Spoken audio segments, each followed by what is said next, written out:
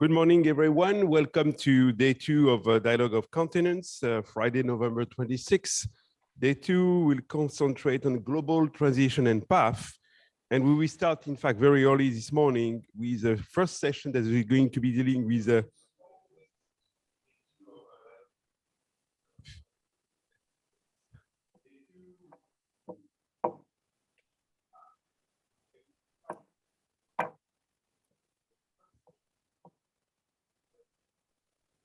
we will have entitled The New Age of Connectivity and Innovation in Money. And I'm pleased to welcome our speakers, our chair, who is going to introduce our panel today, Massimiliano Castelli, the Managing Director of UBS Asset Management, a strong supporter of Dialogue of Continents, who has been with us for previous editions. I know Max was not able to join us in Naples, but being online is the same. And we appreciate that all of you have decided to participate early in the morning from different continents. Max, over to you, and thank you again. Thank you very much, Mark. I wish I could say it is the same as being in Naples. Unfortunately, I'm in Switzerland, and it's much more cloudy, and for sure I cannot smell the sea of the Mediterranean Sea of Naples. But anyway, it is a pleasure to be here and welcome you to the first panel of the second day of this conference. And the topic, as Mark has just mentioned, is the new age in connectivity and innovation in money. It is a pleasure actually to be part of this conversation because, first of all, I have a really distinguished panel. Some of the panelists already have been with me debating this topic previously. So it is in a certain way a continuation of a conversation which already started quite a while ago. And I will introduce them one by one as I will pass the floor to them in a few minutes. Maybe let me just start by saying a few words about this topic, because one of the main future, and I think this came out very strongly during this conference and actually in the Dialogue of Continent in previous years, is that despite the fact that we always deal with short-term issues, being, for instance, the pandemic or where we are in the economic cycle, in reality, over the last few years, the global economy has been going through some important structural change, or if you want, sometimes called a secular type of themes, like, for instance, the slowdown in globalization, sustainability, and others. One of them, which I would put at the top of the list in terms of the implication which has in terms of the way we live and the way that our economies work, it is for sure technology and innovation and digitization.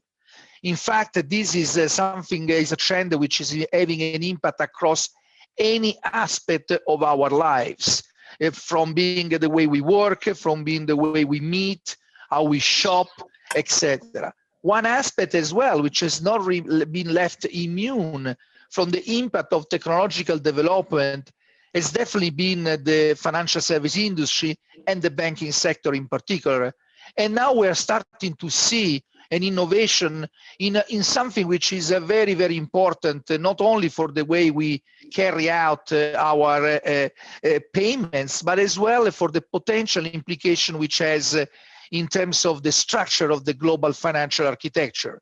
And of course, I'm talking about digitization, digital currency, and the use of new technology, like, for instance, blockchain, in the system of international payments.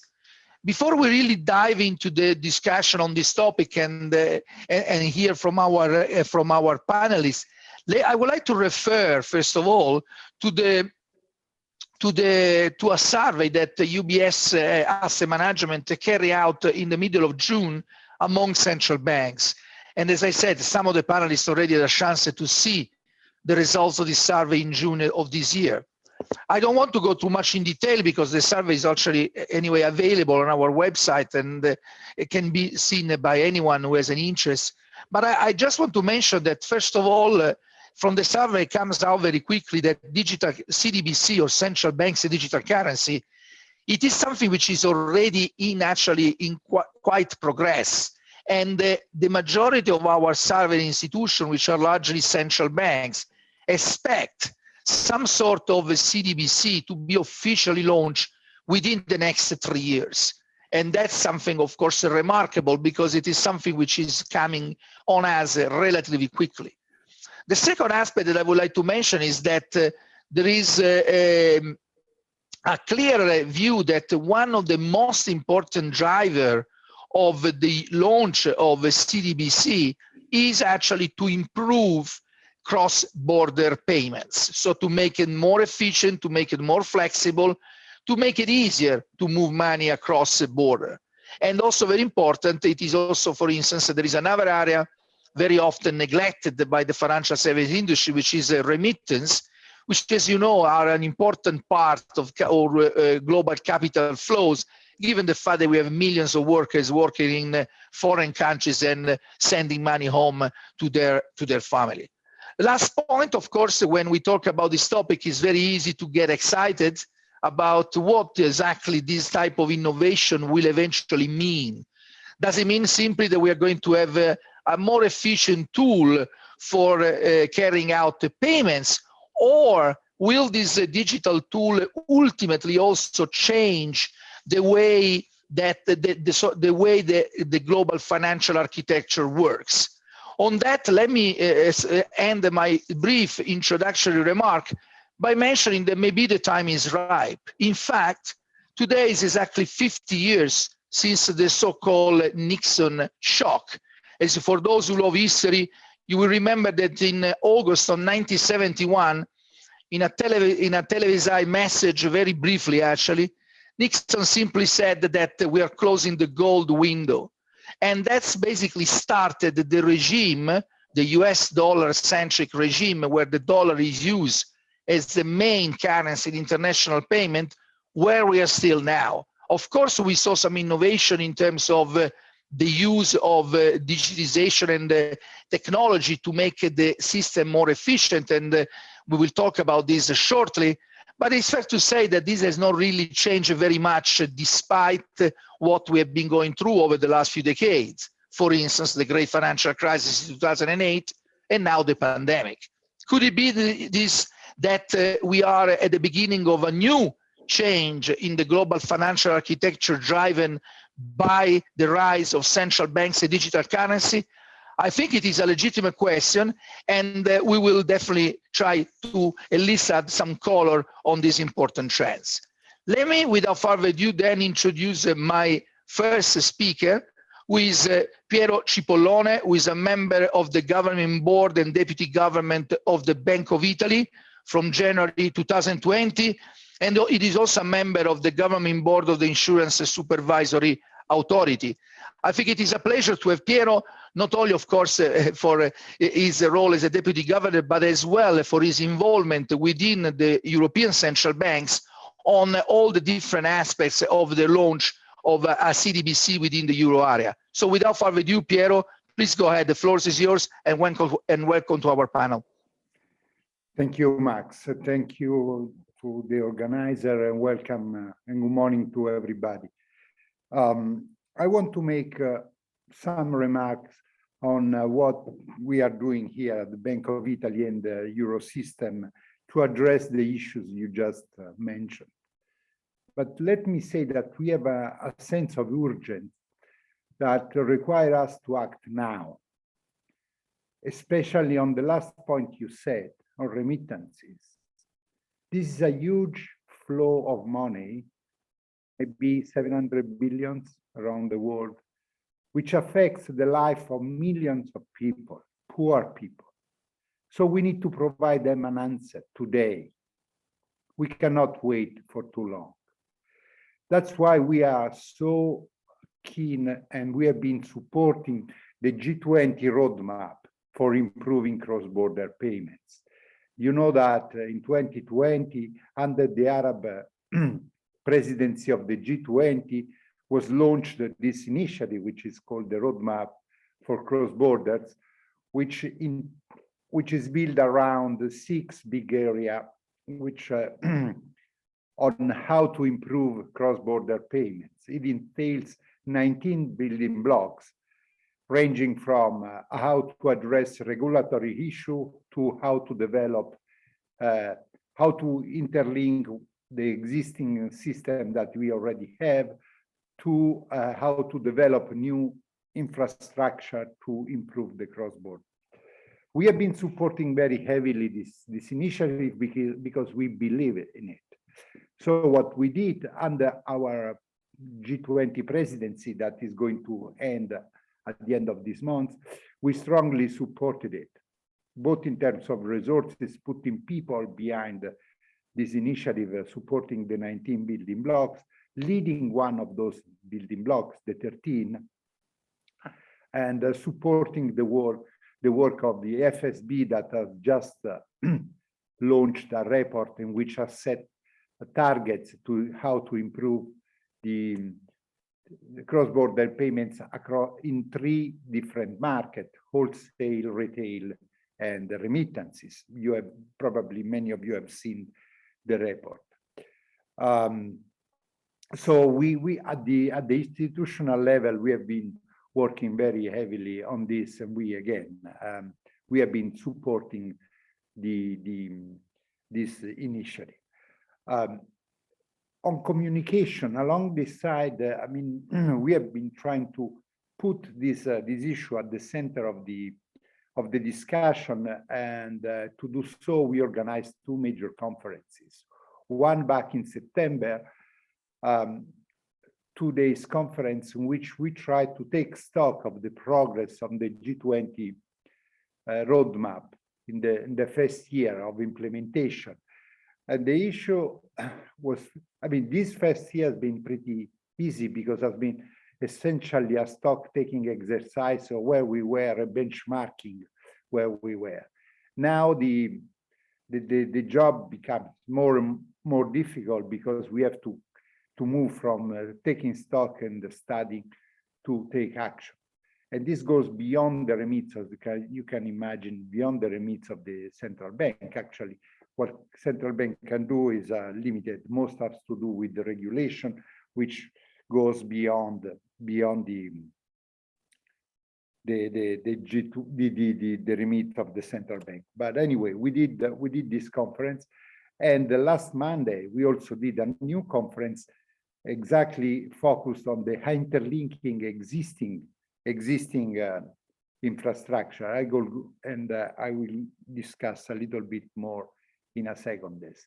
So basically, we have been supporting heavily this strategy, and also not just for the short term, but also for the long term, because within the BIS, there is this group of 8 central banks which are thinking about future CBDC and asking this basic question: what are the basic characteristics of CBDC, so that they can be natively interlinkable somehow in the future. So no matter what whatever the choice country or jurisdiction will take, but as long as their choices are within these basic characteristics, then will be easier in the future to interlink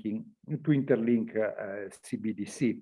So, instead of doing things ex post, if we spend a little time thinking a little bit ahead, we might solve problem that we might make it easier to solve problem that in the long run will be more difficult to solve.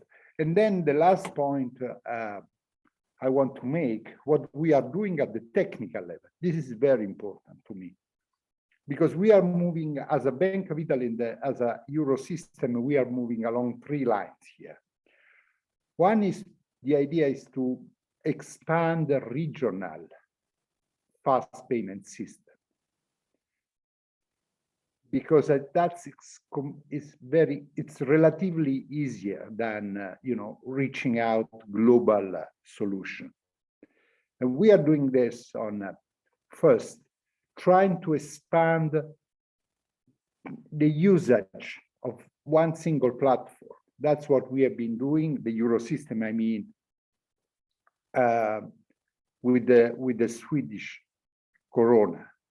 You know that but in 2022, Swedish Corona will develop its own fast payment system, which is based on tips. The platform is the same, although this is for the internal domestic market. But from the year after, we are working on a project which allows the interlinking between Corona and Euro. So same platform, two different currency. And Mehdi, you know, he's been working on this on a different region, but he can, you know, he can explain how difficult it is, but how important is this. So first level, make use of one single infrastructure to connect more country or more regions. So this is the first line of work.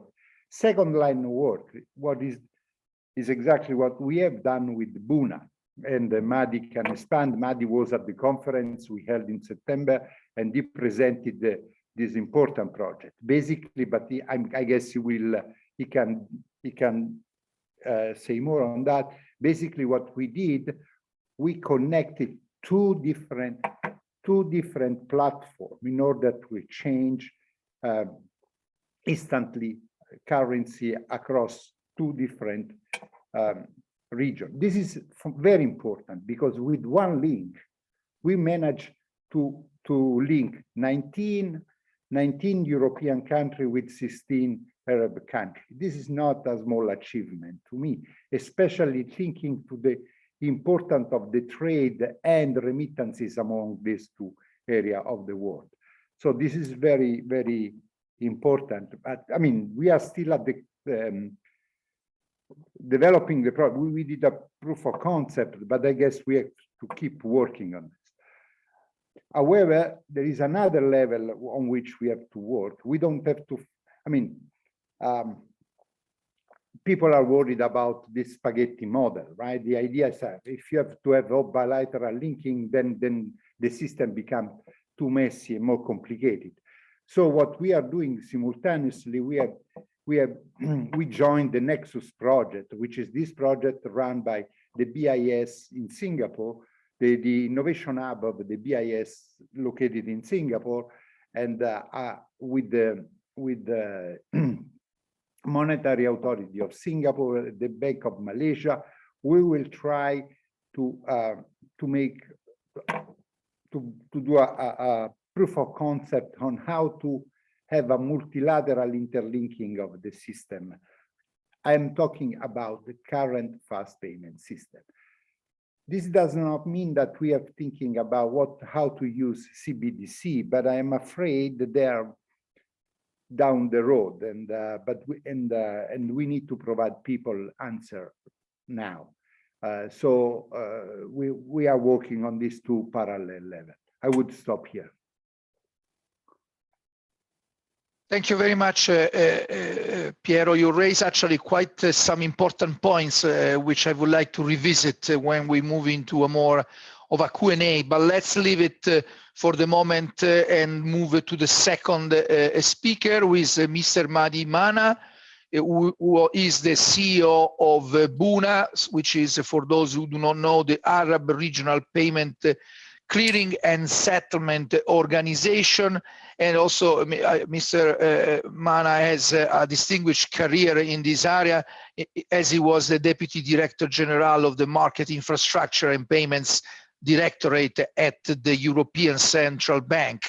So I think it is a perfect follow-up from Piero, who already prepared the ground for you, Mehdi, about your experience. So please tell us more about what's happening in this connectivity between the Arab world and the European countries. Thank you. Thank you very much, Massimiliano. Thank you very much, Piero, for initiating the discussion and launching the debate on the importance of interlinking payment system at global level. Today, I'm speaking to you from Abu Dhabi, and I am here in my fourth country and third continent of residence. So the topic of the conference is resonates directly with me, and it's very dear to my heart, not only at personal level, but also at professional level. What I heard over time is that the best fuel maybe for a dialogue between countries, between regions, between continents, is very often the economy. If the economy is not actually a necessary condition to have such a dialogue being initiated. And whenever there are strong economic ties, we see dialogue being fruitful and being stronger and being supported by policymakers and supported by citizens as well. But the economy as well needs certain conditions to be met to function well. And one key aspect of that are the payments and the payment solution that exist. Without efficient payment solution, it's difficult to have a well-functioning economy, to have economy that are generating growth and benefits for corporates and for citizens once again. And this is why with the economy becoming more and more global, the need and the crucial aspect of cross-border solution, cross-border payment solution has become much more evident and much more obvious. And as a matter of fact, while these exchanges at global level were developing and improving, the payment solution that existed were not efficient or sufficient enough to support that. And we reached a situation where goods were maybe easier and faster to move from one continent to another rather than digital money, which was an absurd situation. So there was indeed an urgency to act on that and to find better solution to support the economy and to develop cross-border payment. So the initiative of the G20 is indeed coming at a timely manner. It's really crucial now to resolve the key obstacles, the key deficiencies of cross-border payment, which are the high cost, the low speed, the lack of access, and the lack of transparency. So the building blocks and the focus area that have been mentioned by Piero are tackling different aspects of that and aiming at and improving that. BUNA has a similar aim, and it has started from a different angle. So it has started from a bit earlier, actually, than the agenda. But we have been very happy to see the initiative of the G20 emerging with the Saudi presidency and being moved even faster and becoming even more concrete with the Italian presidency. So these, all these actions at global level are perceived by us as really a great support that is pushing us to deliver even faster and create more value in terms of cross-border payment. Where we are, so BUNA has been initiated again precisely with the aim that I mentioned earlier of supporting Arab economies in order to empower them and also to increase the level of integration between them. The aim is clearly to strengthen dialogue, to support exchanges, and to support trades between these economies. But not only from the inception of BUNA, there was a vision that we cannot stop at a specific region. Cross-border payment means global payment. And if we think about the modern solution that is forward-looking, we have also to think about better integration between the Arab economies and the rest of the globe, and in particular with the major trade partners of the Arab region. And this is why we have been thinking and actively working and collaborating with different partners in terms of creating interoperability, building links, and building bridges between different regions. BUNA today is not a project anymore. BUNA exists, it's fully operational.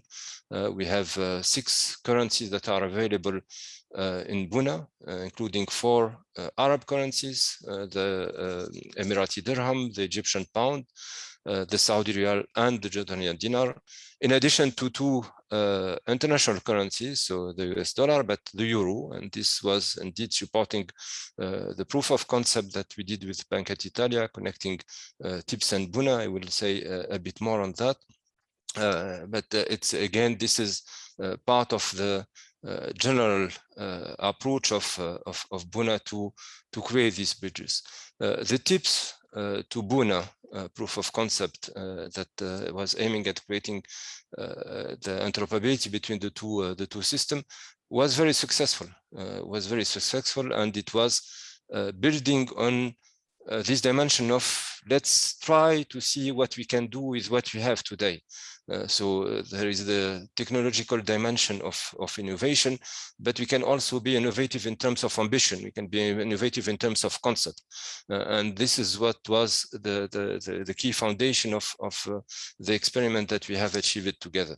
And as a matter of fact, both systems are pretty new and quite innovative. So TIPS indeed is now becoming a standard in terms of the model adopted there. And by the way, Piero, congratulations for the achievement with Sweden as well. So I was personally at the initiation of the project of inclusion of Swedish Corona in TIPS. So I'm very happy to see, while I'm in a different region now, that this is continuing to move ahead. As I said, the experiment TIPS to BUNA was very successful because we managed to first achieve that connection in a very short period of time, so just a few weeks. This doesn't mean that it was not challenging, but we had very committed teams from both sides. And it was also successful in terms of speed achieved, because we have been able to process the payment end-to-end, initiated from Italy, going to Jordan, with currency exchange in between and communication between the two platforms, including the confirmation from the Jordanian banks back to the Italian banks, all that in less than 15 seconds. So it shows that with these modern platforms and again, the right teams working on interconnecting them, we can achieve already a lot. And I see it personally as the right way or the right model to continue pushing forward. Why or how did we manage to achieve that? Again, the commitment and the good collaboration between the two teams, but also the choices that have been made on the two sides in building on standard. So the use of standard is crucial here to facilitate this type of interoperability and also in building on common concept that are supporting instant payment solutions.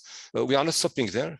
So in addition to the inclusion of the currencies and building up our network, we have different ongoing initiatives with other partners to build similar bridges. So in particular, now we are in discussion with our colleagues from Africa, the PAPS, the Pan-African Payment System, but also with major actors in payment arena around the globe.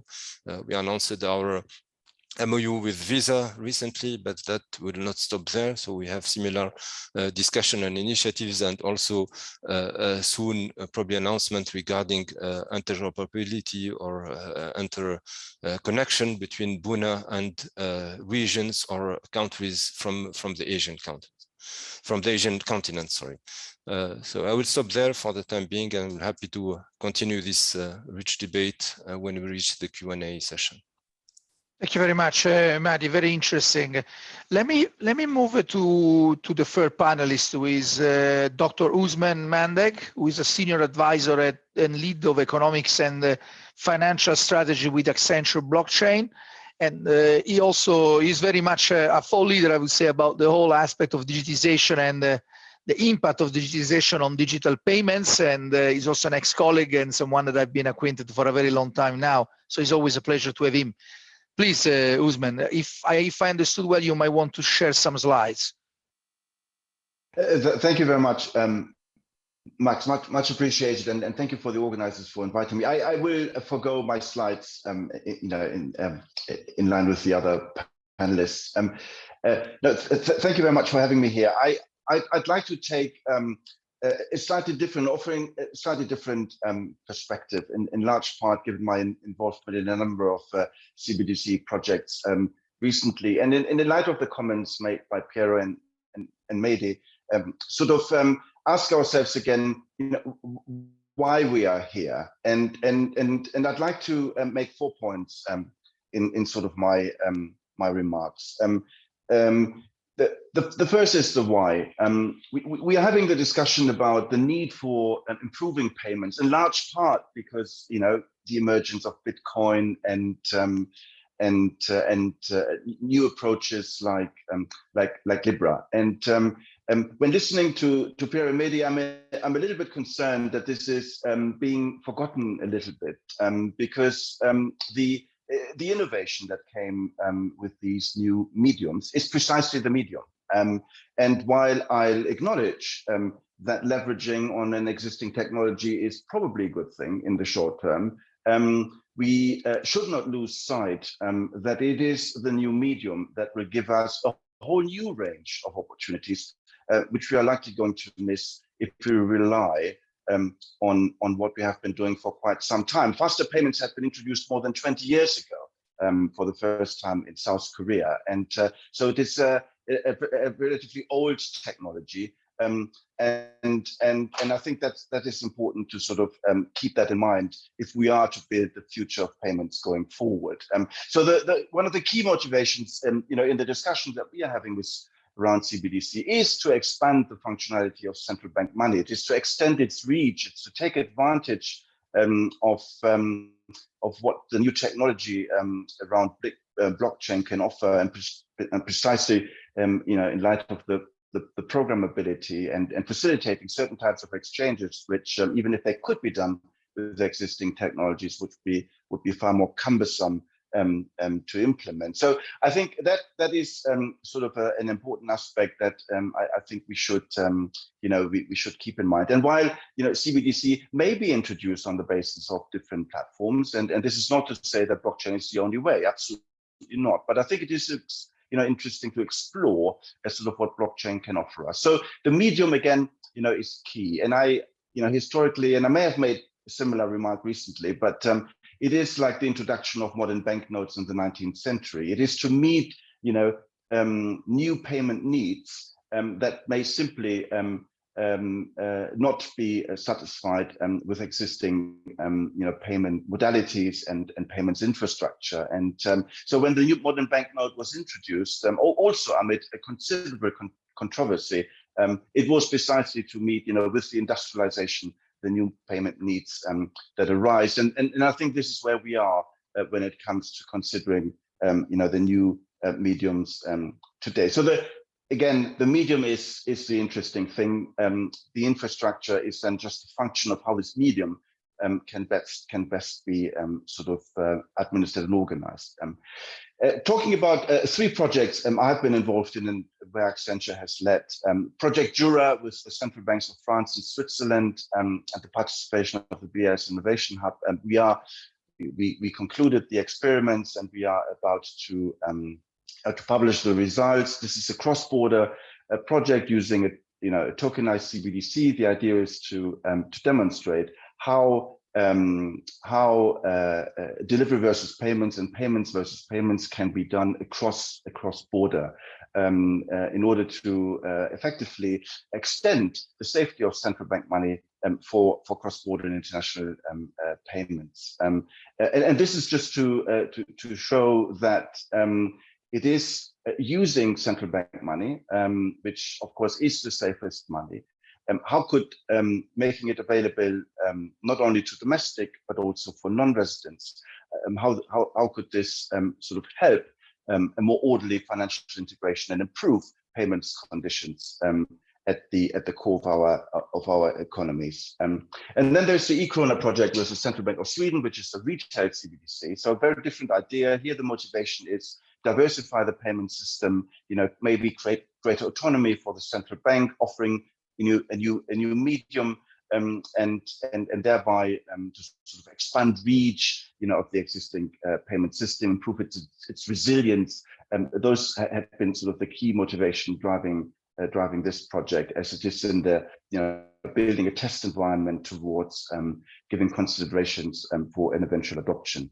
And then COCA 2 with the South African Reserve Bank, which was about demonstrating how could both a tokenized instrument to absorb liquidity and a tokenized CBDC to inject liquidity be used. How can we ensure there is still complete integrity of the money market so that the singleness of the currency can be preserved? How can we interact with the stable coin, issued by a private sector entity, and again ensuring that the that the money market remains one, that again another sort of important project where again wholesale, where central bank money plays a key role, and again it is to demonstrate sort of the new functionality that in this case as well a tokenized CBDC can offer. Now, I'd like to, one aspect I'd like to highlight, which is on FX, foreign exchange. Foreign exchange is, the largest financial market. It is the market that is the biggest consumer of central bank money, and where the impact of a new architecture, how we exchange value, actually could be quite critical. And just to sort of remind ourselves, the big advantage of a DLT is to create a peer-to-peer network. Piero mentioned this spaghetti approach. The idea is really to have a huge peer-to-peer network where we establish direct payments relations. In today's world, payments occur by extremely isolated financial institutions.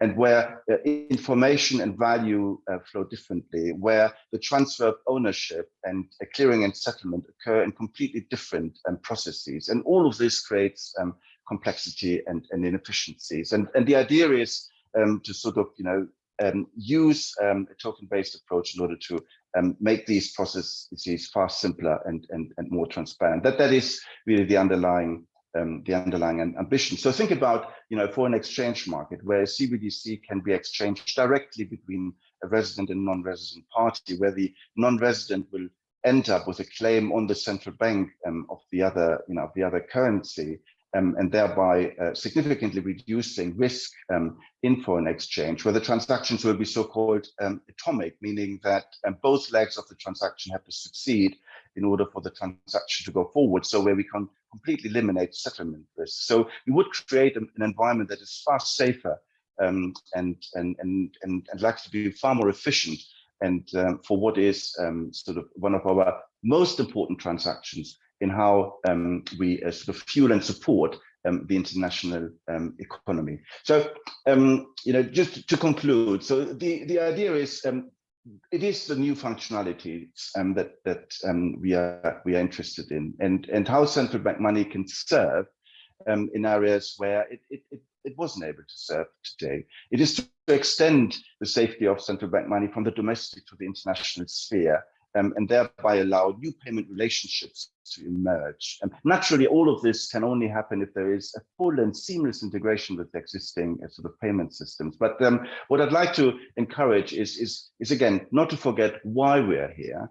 And while leveraging on existing technology may indeed be a good thing in the very short term, we should not lose sight that the motivation for sort of adopting a potential Libra or Bitcoin is not because of existing technology, but it is because of the new technologies, and hopefully also to ensure a fairly equitable access to central bank money. It should be done across a broader range of financial market infrastructures, which should also include new financial market infrastructures. That I hope will at least in part remain sort of the compass of the journey and we have been taken in the modernization of money. I stop here. Thank you. Thank you very much for this, Ousmene. So we have about 20 minutes left, and of course I would like to tackle some of the issues. So from these three introductory remarks, what emerges for sure that you can feel the sense of urgency existing among central banks to move fast in order to really make this technology immediately available and in some way leverage it and really facilitate the innovation that the technology allow. It's about pilot project, it's about all the new different initiatives around the world. We heard some of them from central banks, so the one which Mehdi mentioned in the Arab world, what they work. So this is happening, this innovation in front of us. Now, there is one aspect that I think Piero touched upon, which is the basic future of CDBC. Because I think that's the fundamental question, which I think also Ousmane alluded to in his remarks, right? And let me once again refer to our survey. When we ask why central banks are working so intensively on CDBC, there were different drivers, but definitely the sort of rise of crypto and over digital currency was mentioned as a factor. So this sense of urgency is not just about facilitating payments because we have the technology, but it is also to catch up with a bottom-up innovation which is pushing central banks to act. I was wondering if any one of you could talk about what are these characteristics of CDBC, because I think that will make a big difference between CDBC and what we are seeing, let's call it, I don't use crypto anymore when I am with some central banks around me. Let's call it digital assets, decentralized asset, like the one that we are reading in the news nowadays.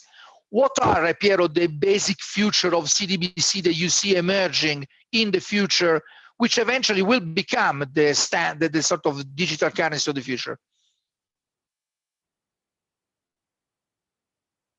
Let me try to answer in this way.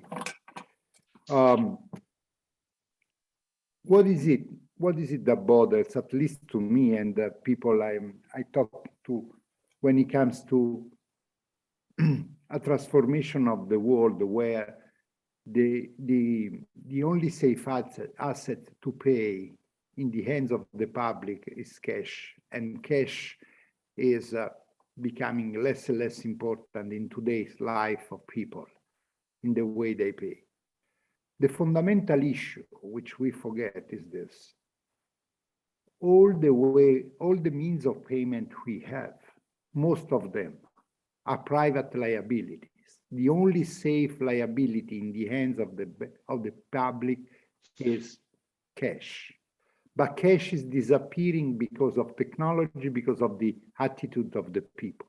So what is the cash of the digital world? How we are going to provide people with the same safe asset in the future?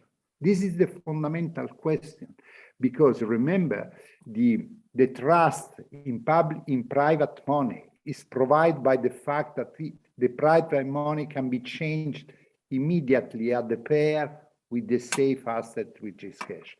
This is the fundamental question. Now, how we are going to do it, it's less relevant.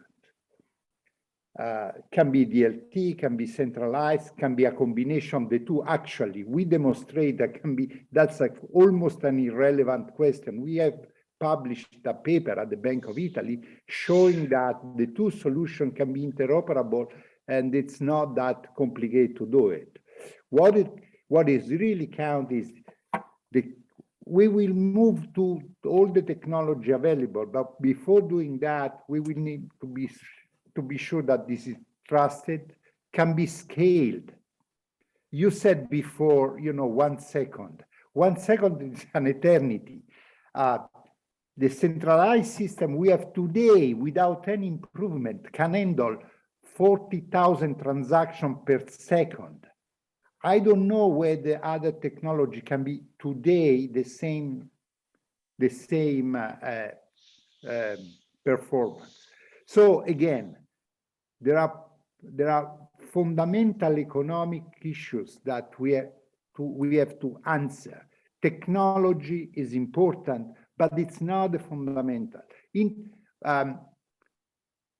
The programmability is not an inherent unique feature of DLT. We have been learning that the API can do exactly the same job.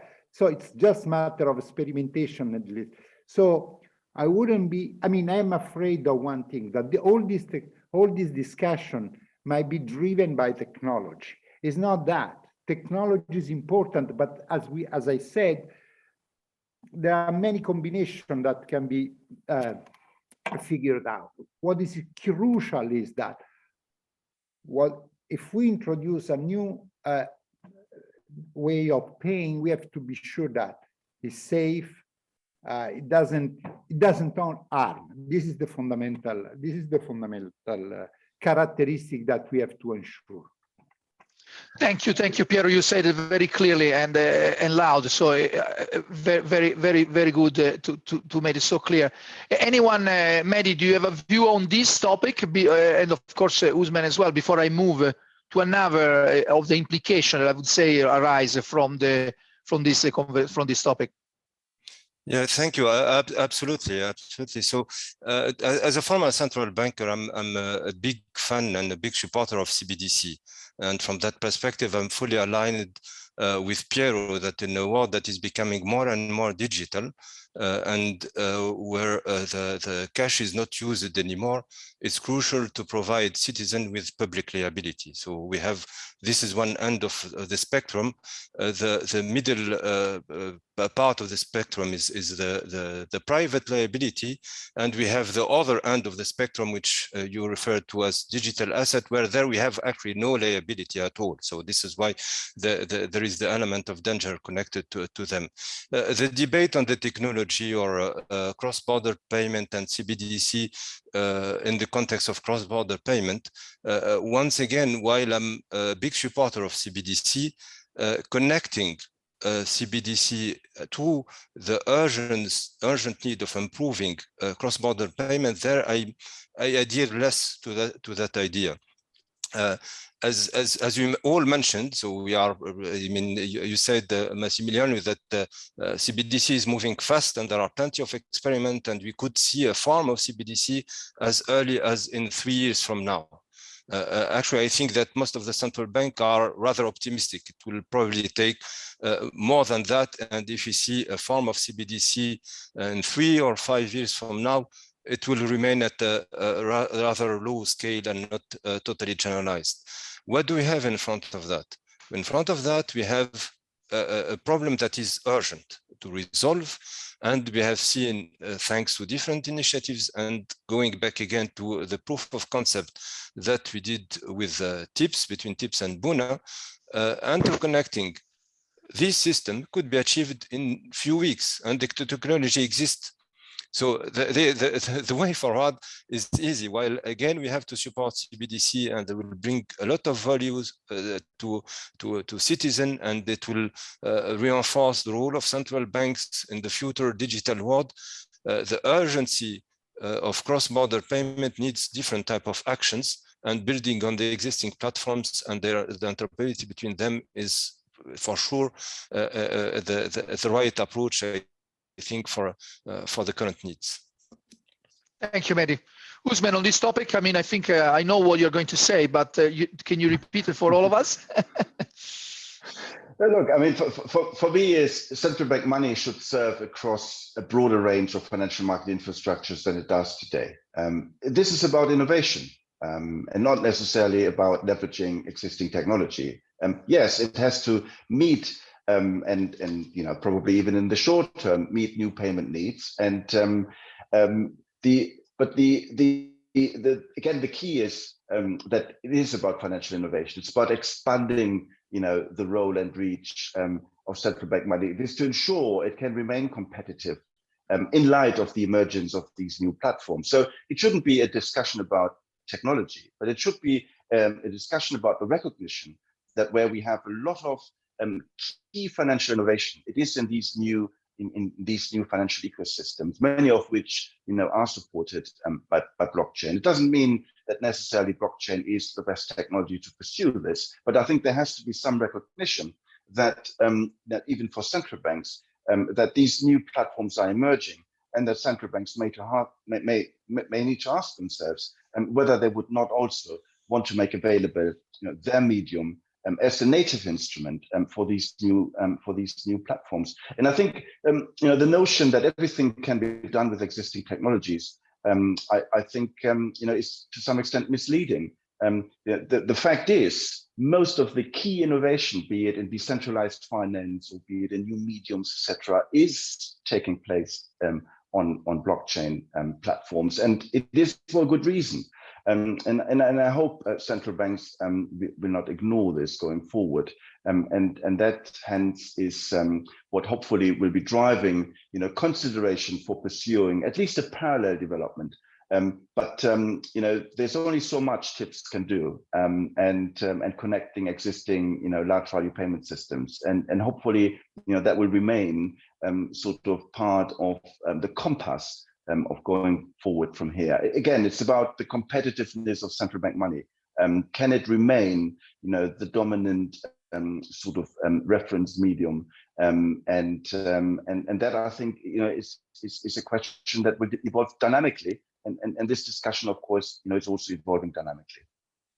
Thank you. Thank you, Ousmene. I think I just want to be sure that our listener get the sort of a key takeaway, because I think it is very important, this topic, because digitization can lead to disruption. And that's, I think, the word that we should not forget, because that's what happened when, for instance, you have innovation. Think about other sector where digitization has developed, like online payments or online retail sector, how this disrupted the sectors which have been there for many, many decades.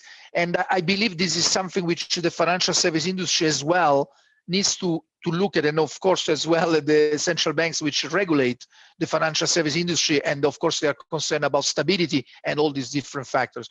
Now, but let's continue this journey in these remaining 9 minutes to try to really think about how the future might look like. So I think Piero made very clear, if cash is the only real ultimate safe haven asset, which is a liability on the sovereign of the country which issued that currency, if this is not going to be used anymore, it needs to be replaced by something digital, which has the same level of trust, the same level of scalability as the cash itself. And I think this is a very important point. But let's assume that this innovation happens and that central banks will start issuing a CDBC which have this characteristic, which will eventually replace cash in the wallets of people. Now, I really wonder if, even if only this type of innovation already by itself could not be disruptive of the global financial architecture. And my question is the following. What happened in the last 50 years, and I go back to my opening remarks, is that the dominance of the dollar has been mainly dictated not only, of course, by very important factors like the size of US economy, the depth of its capital markets, and also the influence politically and from any angle that the US has been able to exercise across the world, but also by a simple fact that this is the incumbent currency which everybody uses, and there was a very good reason to continue using the dollar because that's the one. Now I wonder, when all this world, when the dollar and all the major currency will be replaced by CDBC, are we going to see an increase in competition between currency? Because once we have this connectivity between different digital currency, why should I use the dollar to pay something from London to maybe Abu Dhabi or Dubai or Saudi Arabia, rather than using the digital euro or the digital, I don't know, GCC currency of the future or whatever? So basically my question, if I can reformulate, will this simple innovation of replacing cash with CDBC will lead to a shake-up of the global financial architecture as we have known and so far?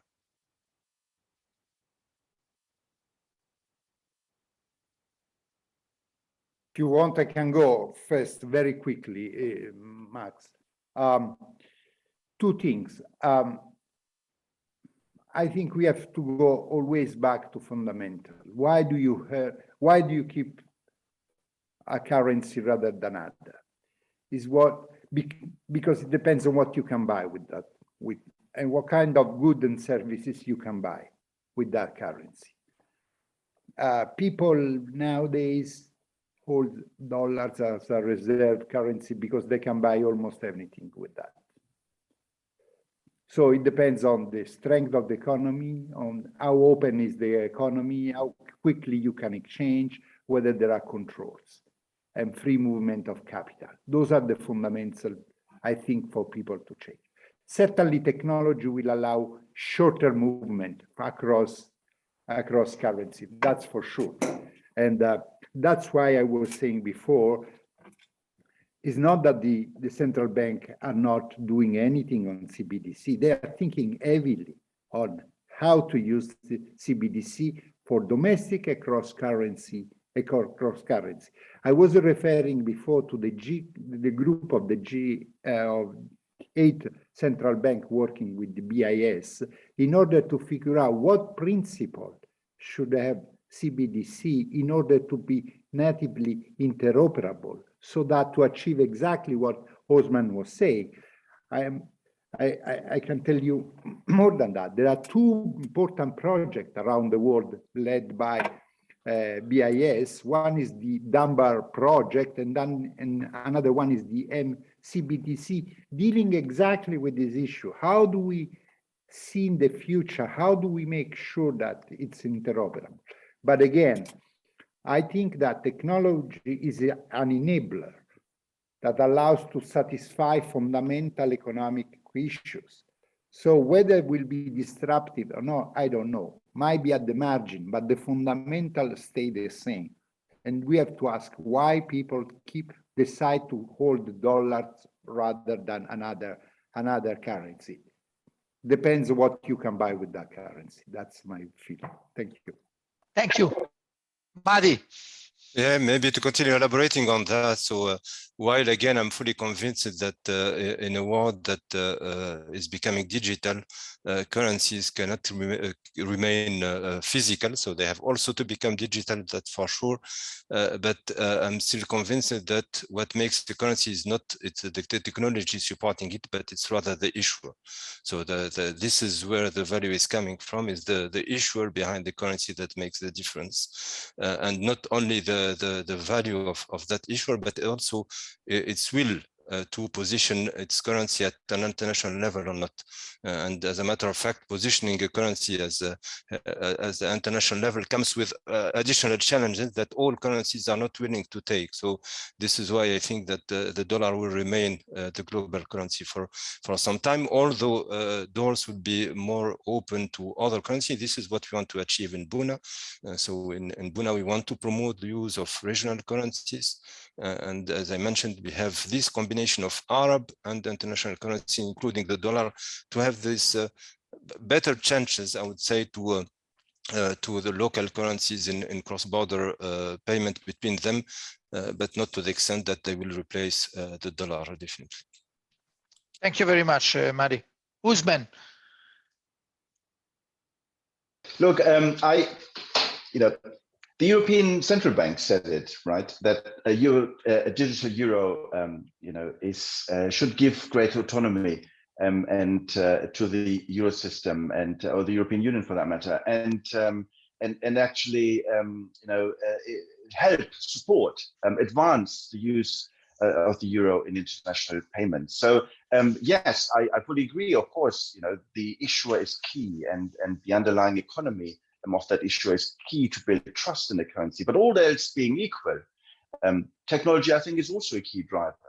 Namely, if that currency is available, simpler on a broader range of platforms, that could make its use more attractive. If it's simply easier, more efficient to use. So I think technology can give a key edge to different currencies. And look, overall, I think a fundamental motivation should remain that we want a more diversified international monetary system where we rely less on a very narrow range, or in fact a single currency, in large part because the liquidity of that single currency is very unevenly distributed and poses repeated problems for orderly sort of balance of payment adjustment. So I think the motivation should be a greater diversification. I'm convinced CBDC and can help make also smaller currencies more attractive to be used in international payments. And I hope this is a route that will be pursued going forward.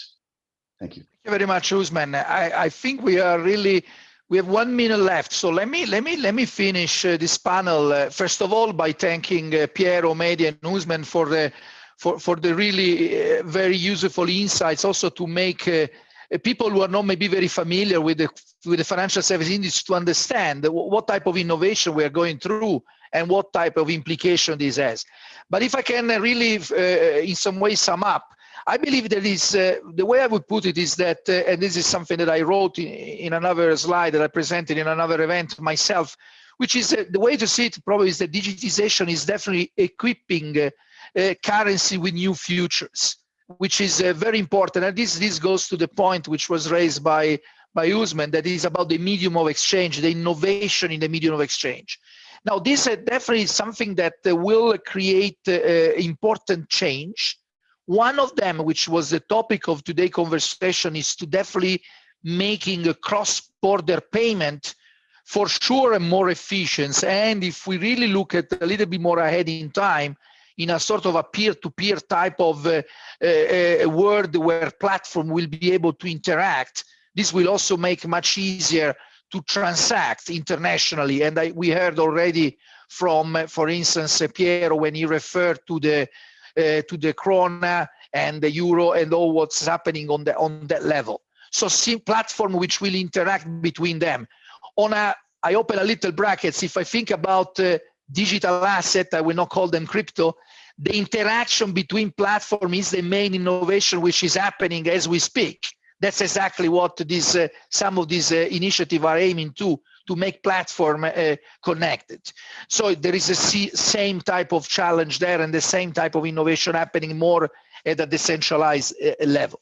Now, what I think it is very important, it is what came out from this conversation is that this is just a technological innovation which makes a faster and more efficient the system, but without fundamentally altering sorry about the game of words, the fundamentals of the money, or we will see more sort of disruption going forward. I think it is fair to say that, of course, the official sector is very much involved into ensuring that this transition happen without accident, ensuring financial stability and a smooth function of the payment system, which is, I would say, something of a primary importance for any country and for any financial sector. But I think I will leave this as a question mark. There are maybe some developments in the future which deserve to be looked at and discussed more, because as I said, sometimes technology does bring also not only efficiency, but as well disruption in the fundamental ways things are done. And it's going to be interesting to see how money will evolve in the future. With that, I can already see some of the speakers of the next panel connected. I saw Jacob Frankel and Debora Revoltella. So I really close the panel here, and thank you once again, the Dialogue of Continents, for the invitation and for, of course, addressing the topics, the most important topics on the agenda of in the global economy. Thank you very much, and thanks again to the panelists. Bye-bye. Ciao. Thank you. Thank you. Bye. Bye. Thank you. Bye-bye. Ciao, ciao.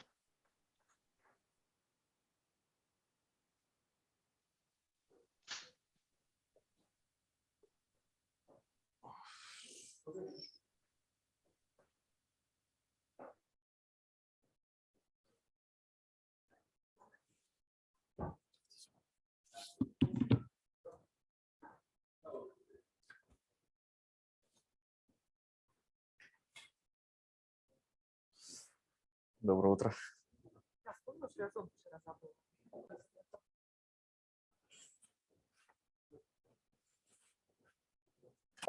Okay, we're good to start. My name is Bauer. I'm the Chief Economist of Stan International Financial Center. We're one of the event partners.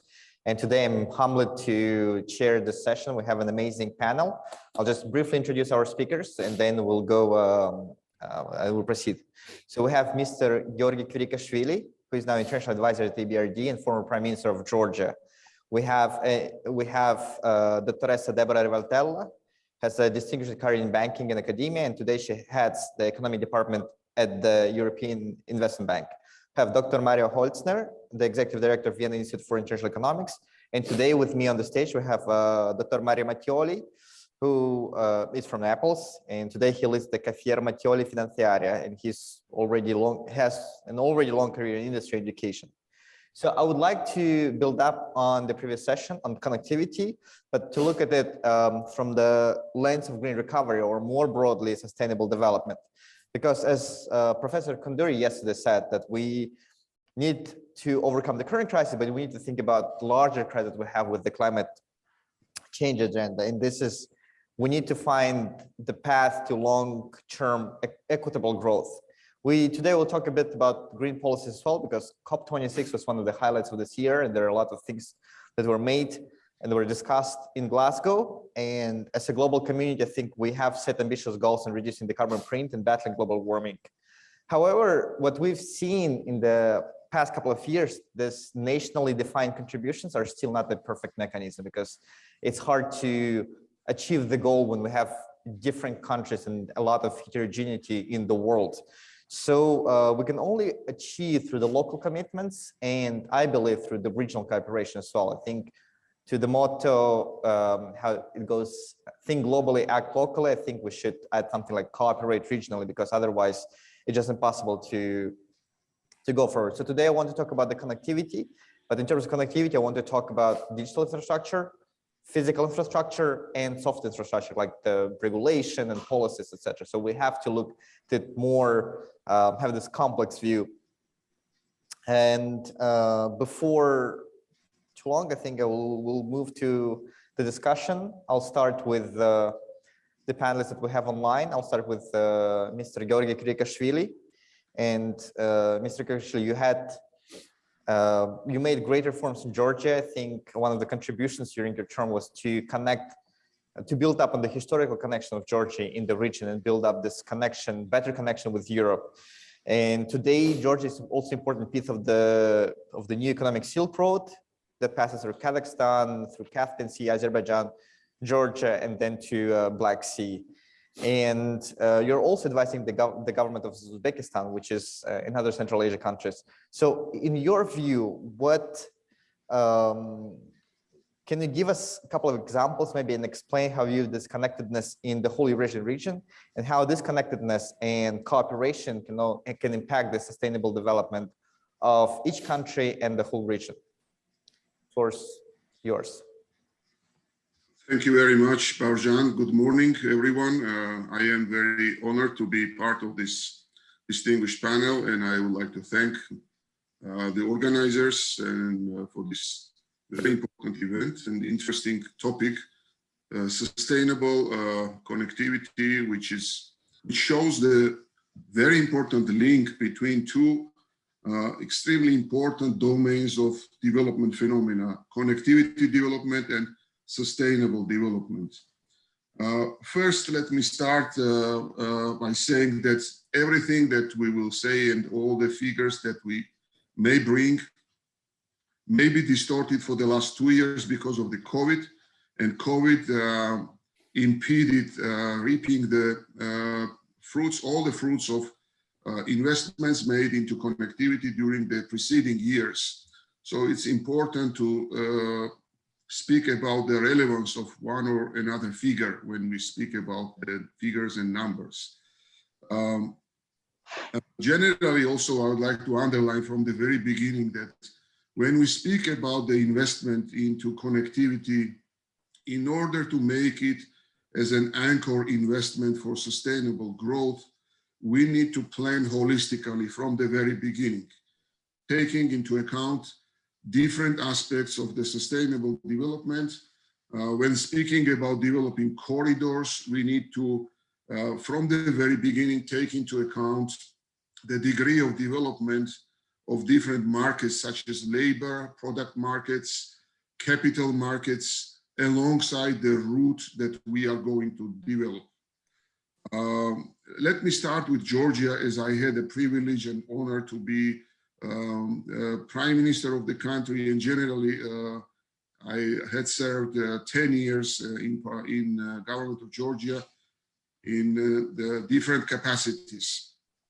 And of course, We had ups and downs, but generally, I would like to very briefly give you a snapshot of the last decades, what happened, and how the connectivity has been developing and how it affected the sustainable development in Georgia. Starting from 90s, we began to start developing physical infrastructure, and it was generally the game changer was developing pipelines. It was Baku-Supsa first international oil pipeline, which connected Azerbaijan and Georgia, Black Sea coast. Then it was Baku-Tbilisi-Ceyhan pipeline, which connected again Azerbaijan, Georgia, and Turkey, bringing Azerbaijani oil to the shores of the Mediterranean Sea. And generally, we can speak very little about the soft infrastructure development during the 90s. So in the years of 2000, major development of the soft infrastructure started, which brought immediate impact to the sustainable development, generally social welfare in Georgia. And of course, in 2004, it was another major project, infrastructure project, which was Baku-Tbilisi-Erzurum gas pipeline, which is called now Southern Caucasus Pipeline, bringing Shah Deniz gas to the Mediterranean coast. Again, very important game-changing project. Generally, in the after 2003, Georgia started very fast reforms, developing government services, decreasing corruption, and improving revenue service and increasing government revenues.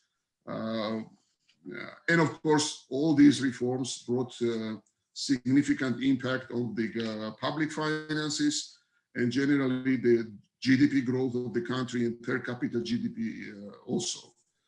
Starting from years of 2011-12,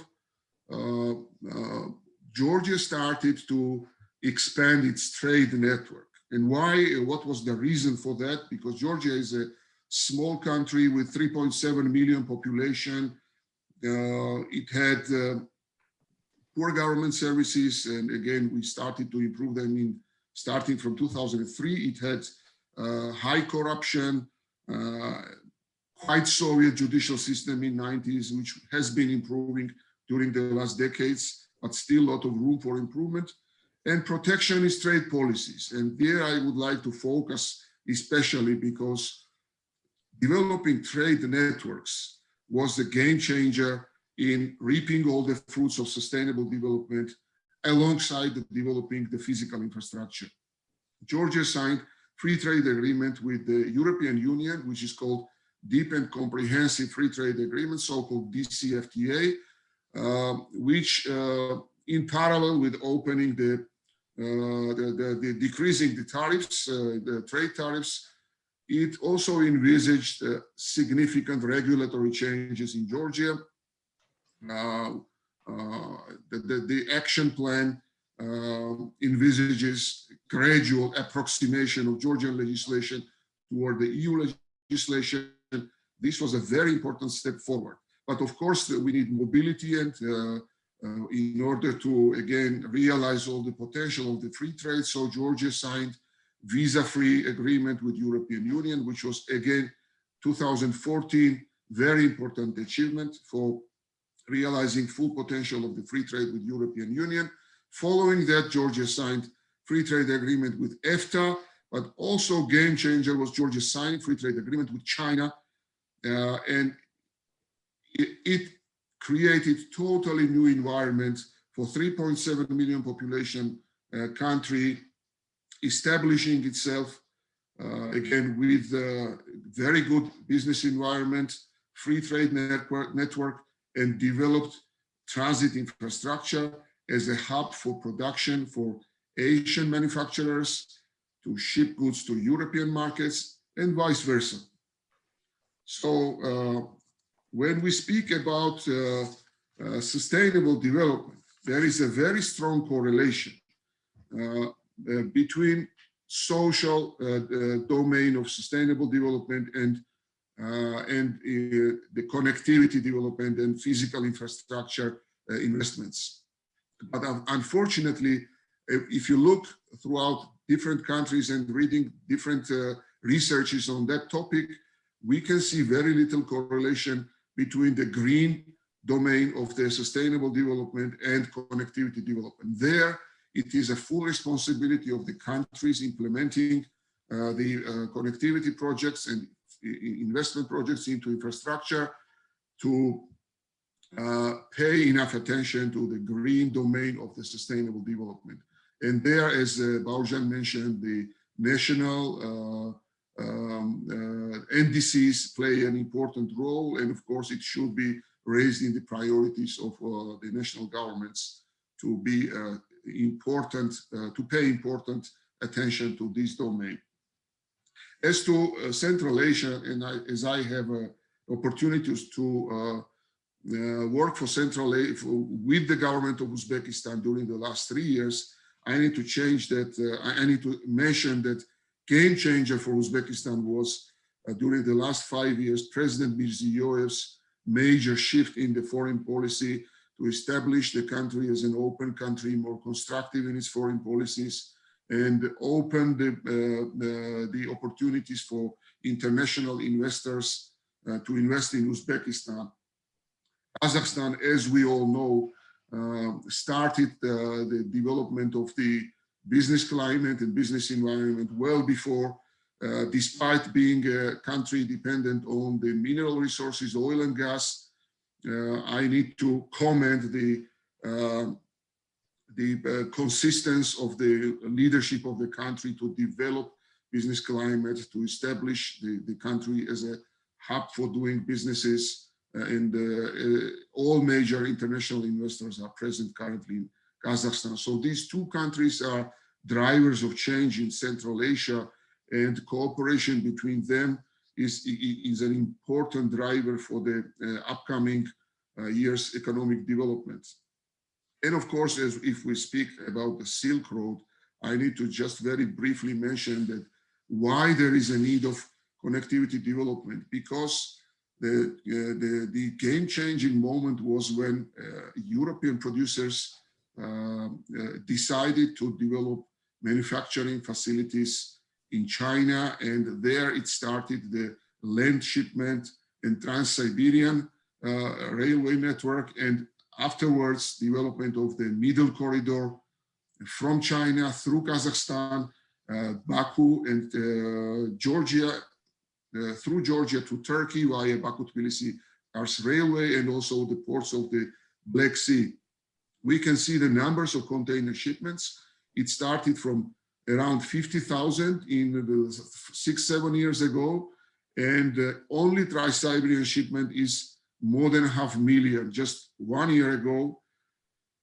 And also the middle corridor shipment started from around 200 just in 2017. And I would like to mention that it takes only 8 days to reach the train from China through Kazakhstan and the ports of Kazakhstan and Azerbaijan to Tbilisi, and then 3 more days to Europe. And if you take Danube shipments, you can reach to Duisburg in just 12-13 days from China, which is a very good achievement. And it increased from 200 containers a year. Now we have around 20,000 containers a year. But all these Trans-Siberian shipment and middle corridor shipment is less than 2% of the outward shipments from China. So you can see what is the embedded potential in this corridor. And of course, hard infrastructure, soft infrastructure, and a holistic approach. This is what brings the benefits to the social welfare and a huge impact on the sustainable development of all these countries engaged. Here I will stop my intervention, and of course I will be ready to engage in the question and answer session. Thank you very much. Thank you. And I think, I hope we will be able to align our policies and align our infrastructure in the region to be more competitive and actually get more, as you just said, use the potential that we have. But now I would like to turn to Europe, because Europe is also very heterogeneous, and we have countries like Poland, and we have countries like Norway or Denmark, and they have different energy structure, economic structure as well. So yet there are common strategies. There's, for example, in a new Green Deal, there's Fit for 55, and I would like to ask Dr. Debora Revoltella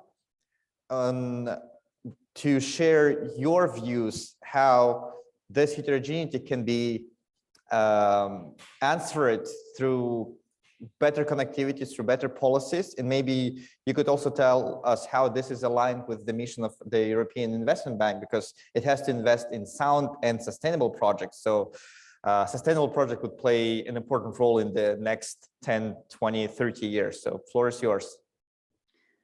Thank you very much, and it's really a pleasure to join this panel. I am really sorry not to be present in Naples. As an Italian, I would love to be there, but unfortunately, that's it. I'm connecting from Luxembourg. But it's also the beauty of connectivity, to be able still to participate in these discussions.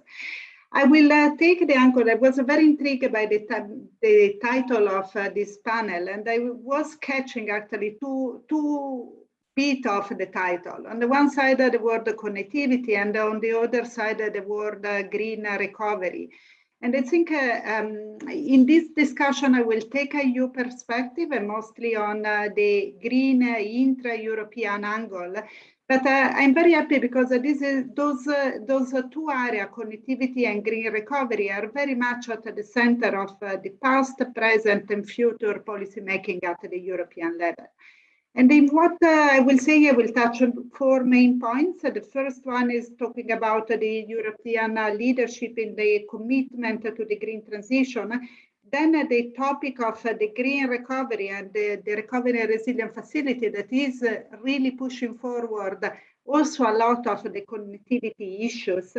Then the importance of these commitments in the current context, particularly with the concern that are generated by energy prices. And finally, I will say something about the European Investment Bank, and all that in a very few minutes. So I will be very fast going on.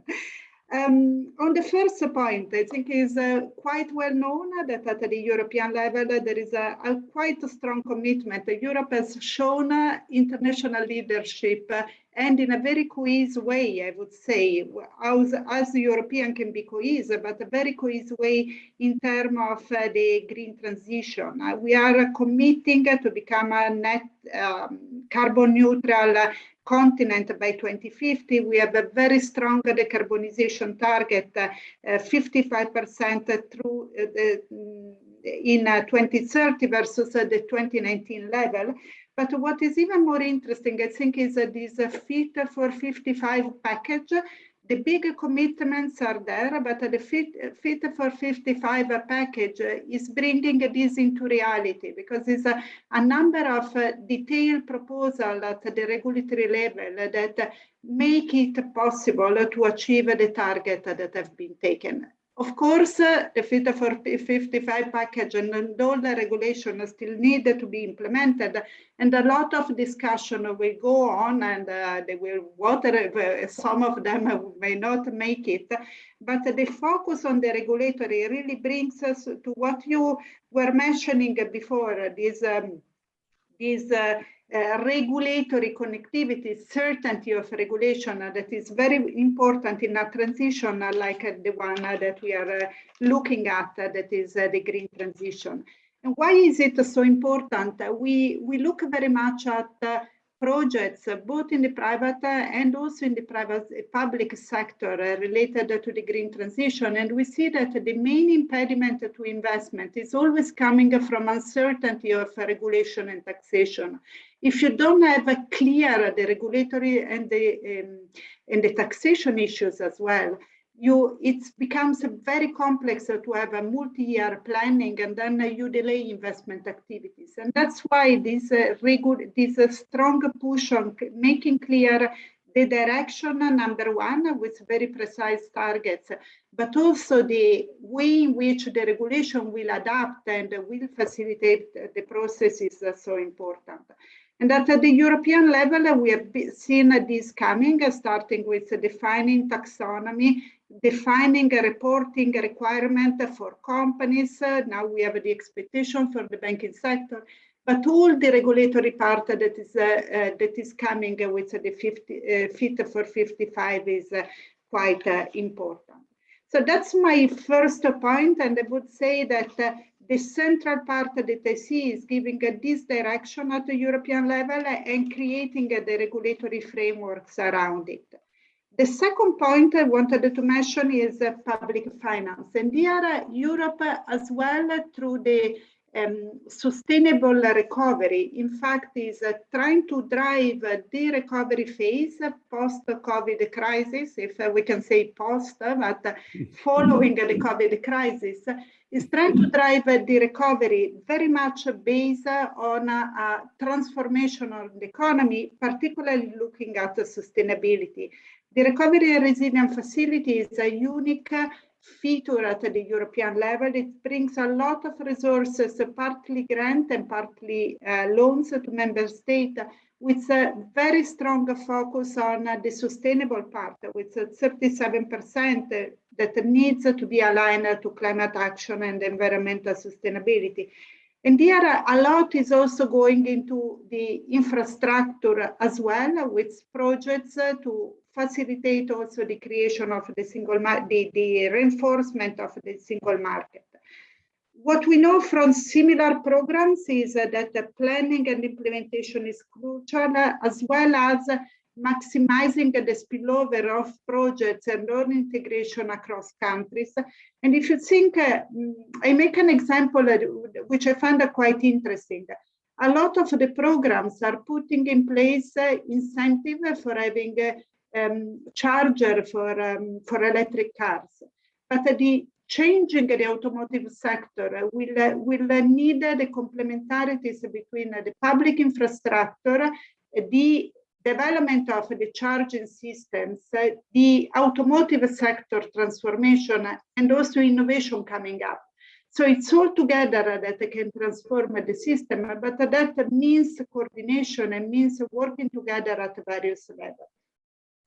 I wanted to touch the third point, and the third point is related to what we see in energy prices now in Europe, and what does it mean for the green ambition at the European level. What we've seen, my reading is, but I think it's shared by many of the economists, analysts, and market experts, is that what we see is a translation of a number of one-off factors that translate in a generalized increase in energy prices, starting from gas prices, going to electricity prices. But that's, on a European perspective, is based on the good functioning of the ETS. So it's really the system that aims at creating the rising carbon price that is making the transition to all energy prices,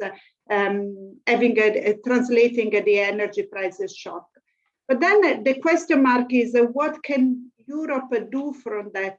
In a few countries, there was the temptation to go back and revert the big ambition on the climate side. I think on the other side, what Europe is responding on is to push even much further with creating more stability of the system.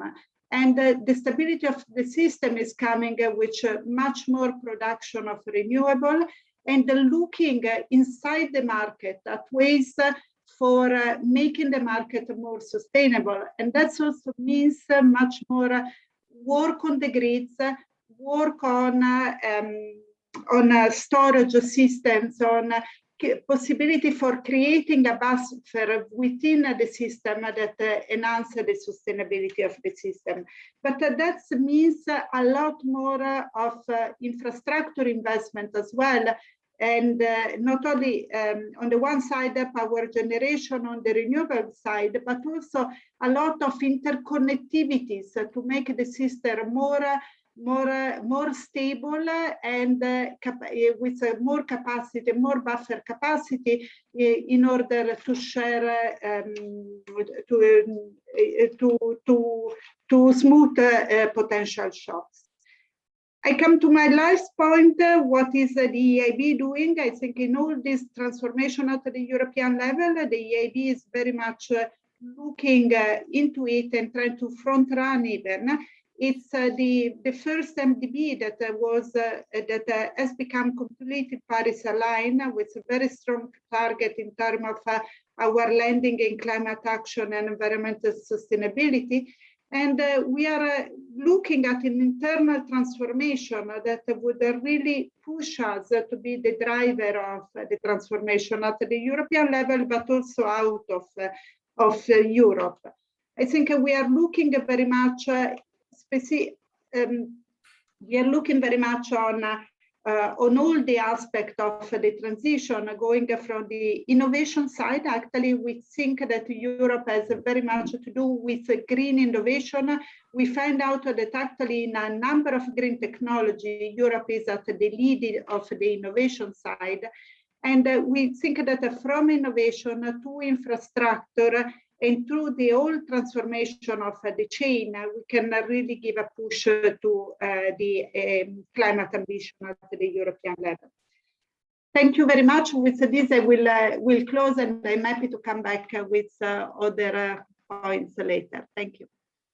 Thank you. Thank you very much. I think it sets the floor very nicely for our next speakers, Dr. Holzner, because you talk about what Europe can do, talk about the need for public finance, the need for public policies or regulation, and some kind of set of rules that we must adhere to improve the connectivity, and contribute to sustainable growth.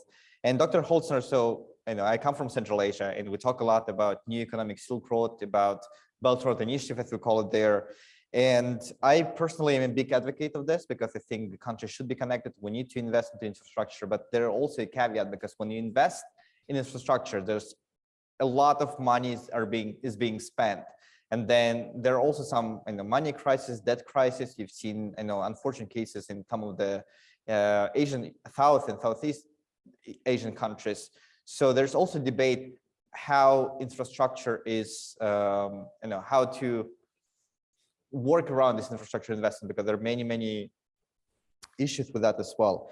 So in your opinion, what policies does European Union design to first improve connectivity within the European Union, secondly to connect European Union, continent of Europe to other continents, and how does it help to provide more equitable growth for Europe, but also for Eurasia as a whole?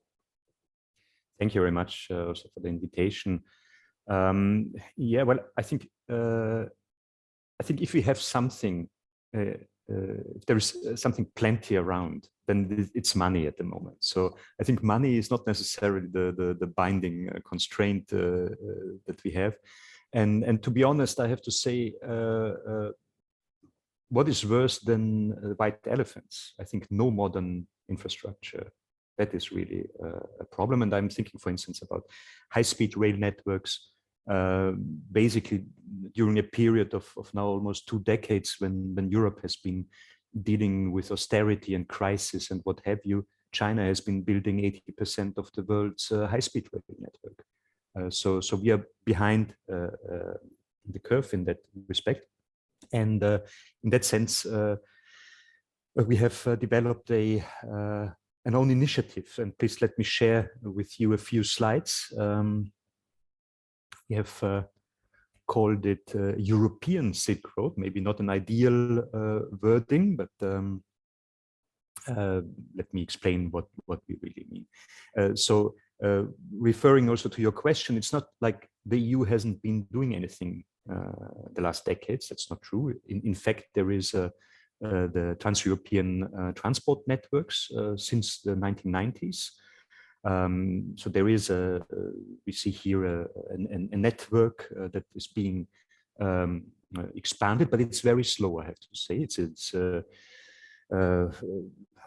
bit of a road here, a bit of a road there. It's in the end, these are still national projects, and maybe a railway line here and there.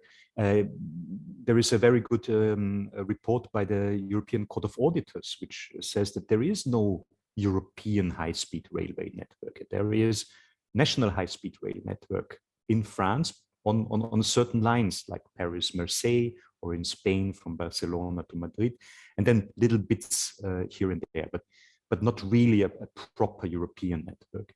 It is true that these trans-European networks, although have particularly also with regard to highways and so on, have been expanded to, for instance, the Western Balkans, and more recently also to the Eastern neighborhood countries.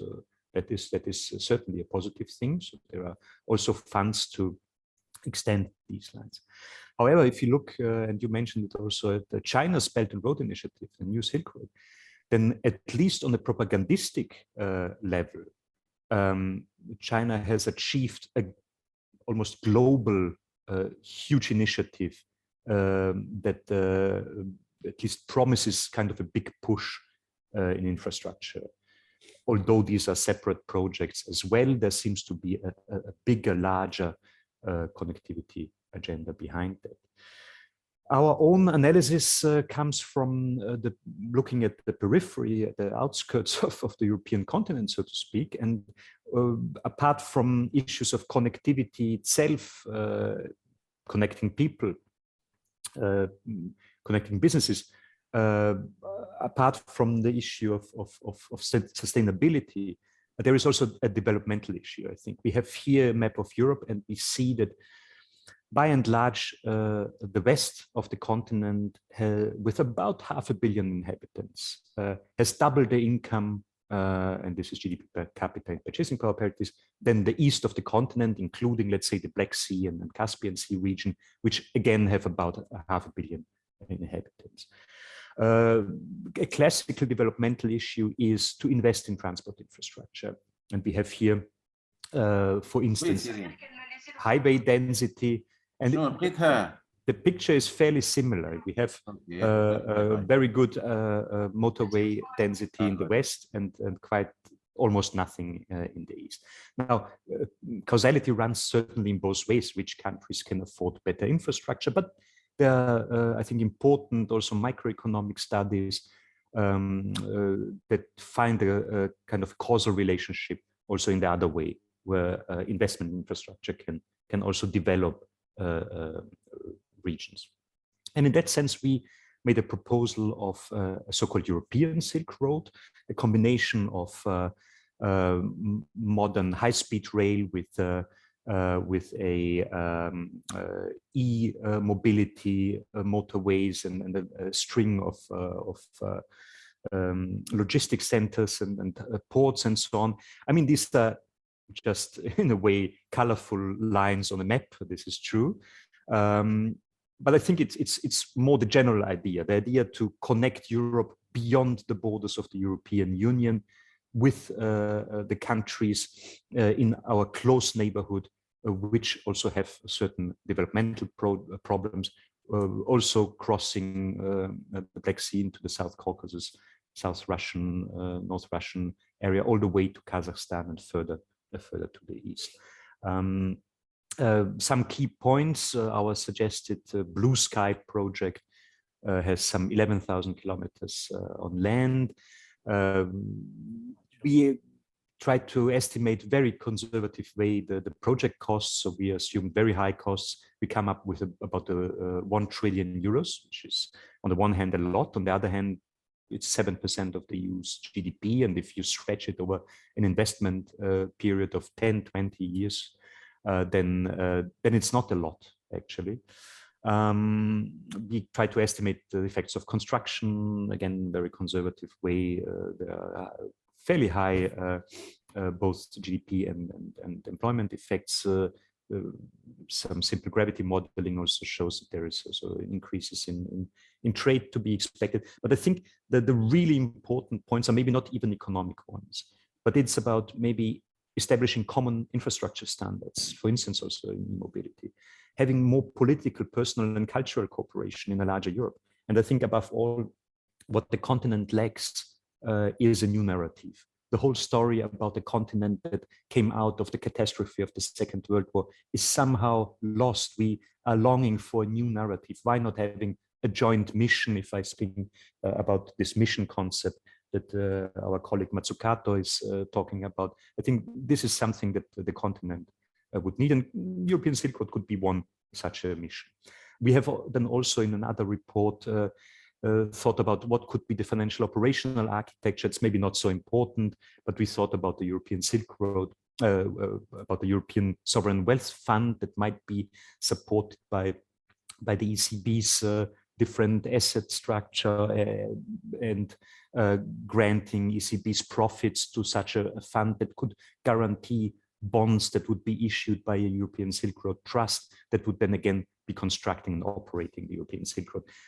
We thought about this sovereign wealth fund to be similar to the Norwegian oil fund, but I mean, as I said, money is really abundant. One could increase the capital of the European Fund for Strategic Investment or of the European Investment Bank. I think there are different ways to finance big infrastructure. Let me maybe close with the environmental side of the whole thing. We have we are in a cooperation with the Department of Public Policy, recently the School of Public Policy at the Central European University, and together with students from there, we will publish this still this year an environmental impact evaluation of a passenger high-speed rail line from Lyon to Moscow, the costs of which would be about 200 billion euros. That is again not nothing, but it's also not huge. I mean, that's apparently, I think, what Italy gets out of the RRF funds. We made a life cycle estimate over 60 years of construction and operation of a passenger high-speed rail along this line. And the outcome is that it would be up to 10% CO2 avoidance of a particular year in the European Union. So again, it's not huge, but it is, I think, could be one stepstone in a way to a more sustainable transport sector in Europe. Also, this was only done on passenger transport. If one were to include freight transport, the projected CO2 savings would potentially double for freight transport. There is another group of CEU students with whom we will next year do a study on the freight transport. Here in this slide, you see the years to offset the construction emissions, and we have different scenarios: conservative, medium, optimistic for the construction, but also conservative, medium, optimistic for the passenger substitution models.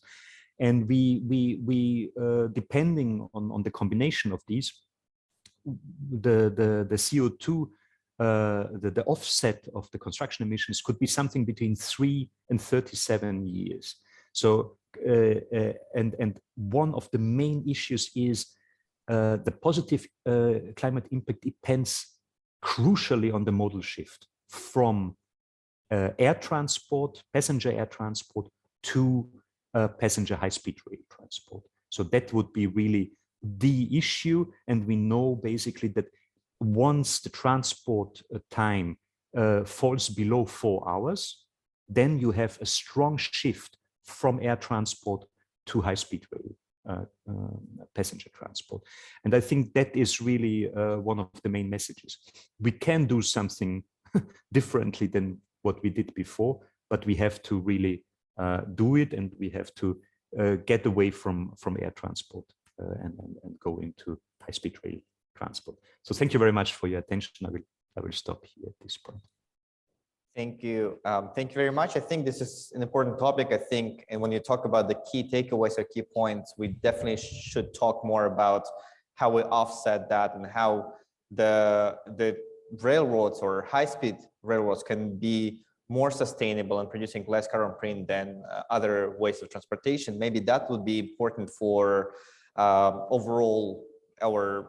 overall goal of reducing the carbon print. So I think this is very interesting. There's also one more key takeaway that I had, that money is not the binding constraint. It's great to hear that, even though we need $1 trillion US dollars for the network. But I think it's important. And when you talk about the Norwegian pension fund and the because of the Sovereign Wealth Fund that has been investing in ESG for, I think, for about a decade now. So they were one of the first ones. So maybe we need to bring more institutions like Norwegian Fund or even European Investment Bank, perhaps, because that will become the sustainable project.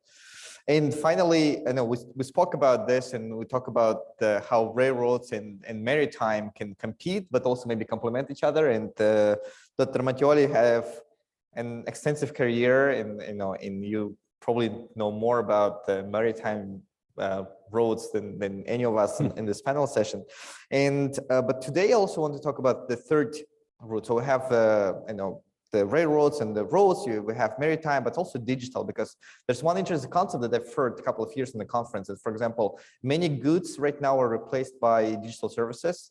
And for example, in the near future, we can develop the 3D printing, for example. We probably will be able to transport less goods, and maybe we'll just send the models, the code for the printing, when we print things in our centers, and maybe our ports and our logistical center will become the big factors for printing. So this is maybe becoming in the near future. I don't know what will happen, but the cost of 3D printing is also declining. So that would be interesting avenue to explore. So we have these different routes and different roads. And in your opinion, how we as policymakers, as consultants and business owners can make the best of this combination of three different routes, three different ways or modes for sustainable growth for our communities, but also for our businesses? Well, thank you. It's a very good question. First of all, thank you for having invited me representing the sea transportation. It's really a big pleasure being here. What I think is important to see is the social changes that in the last 20 years have completely altered how and why we use the transportation systems.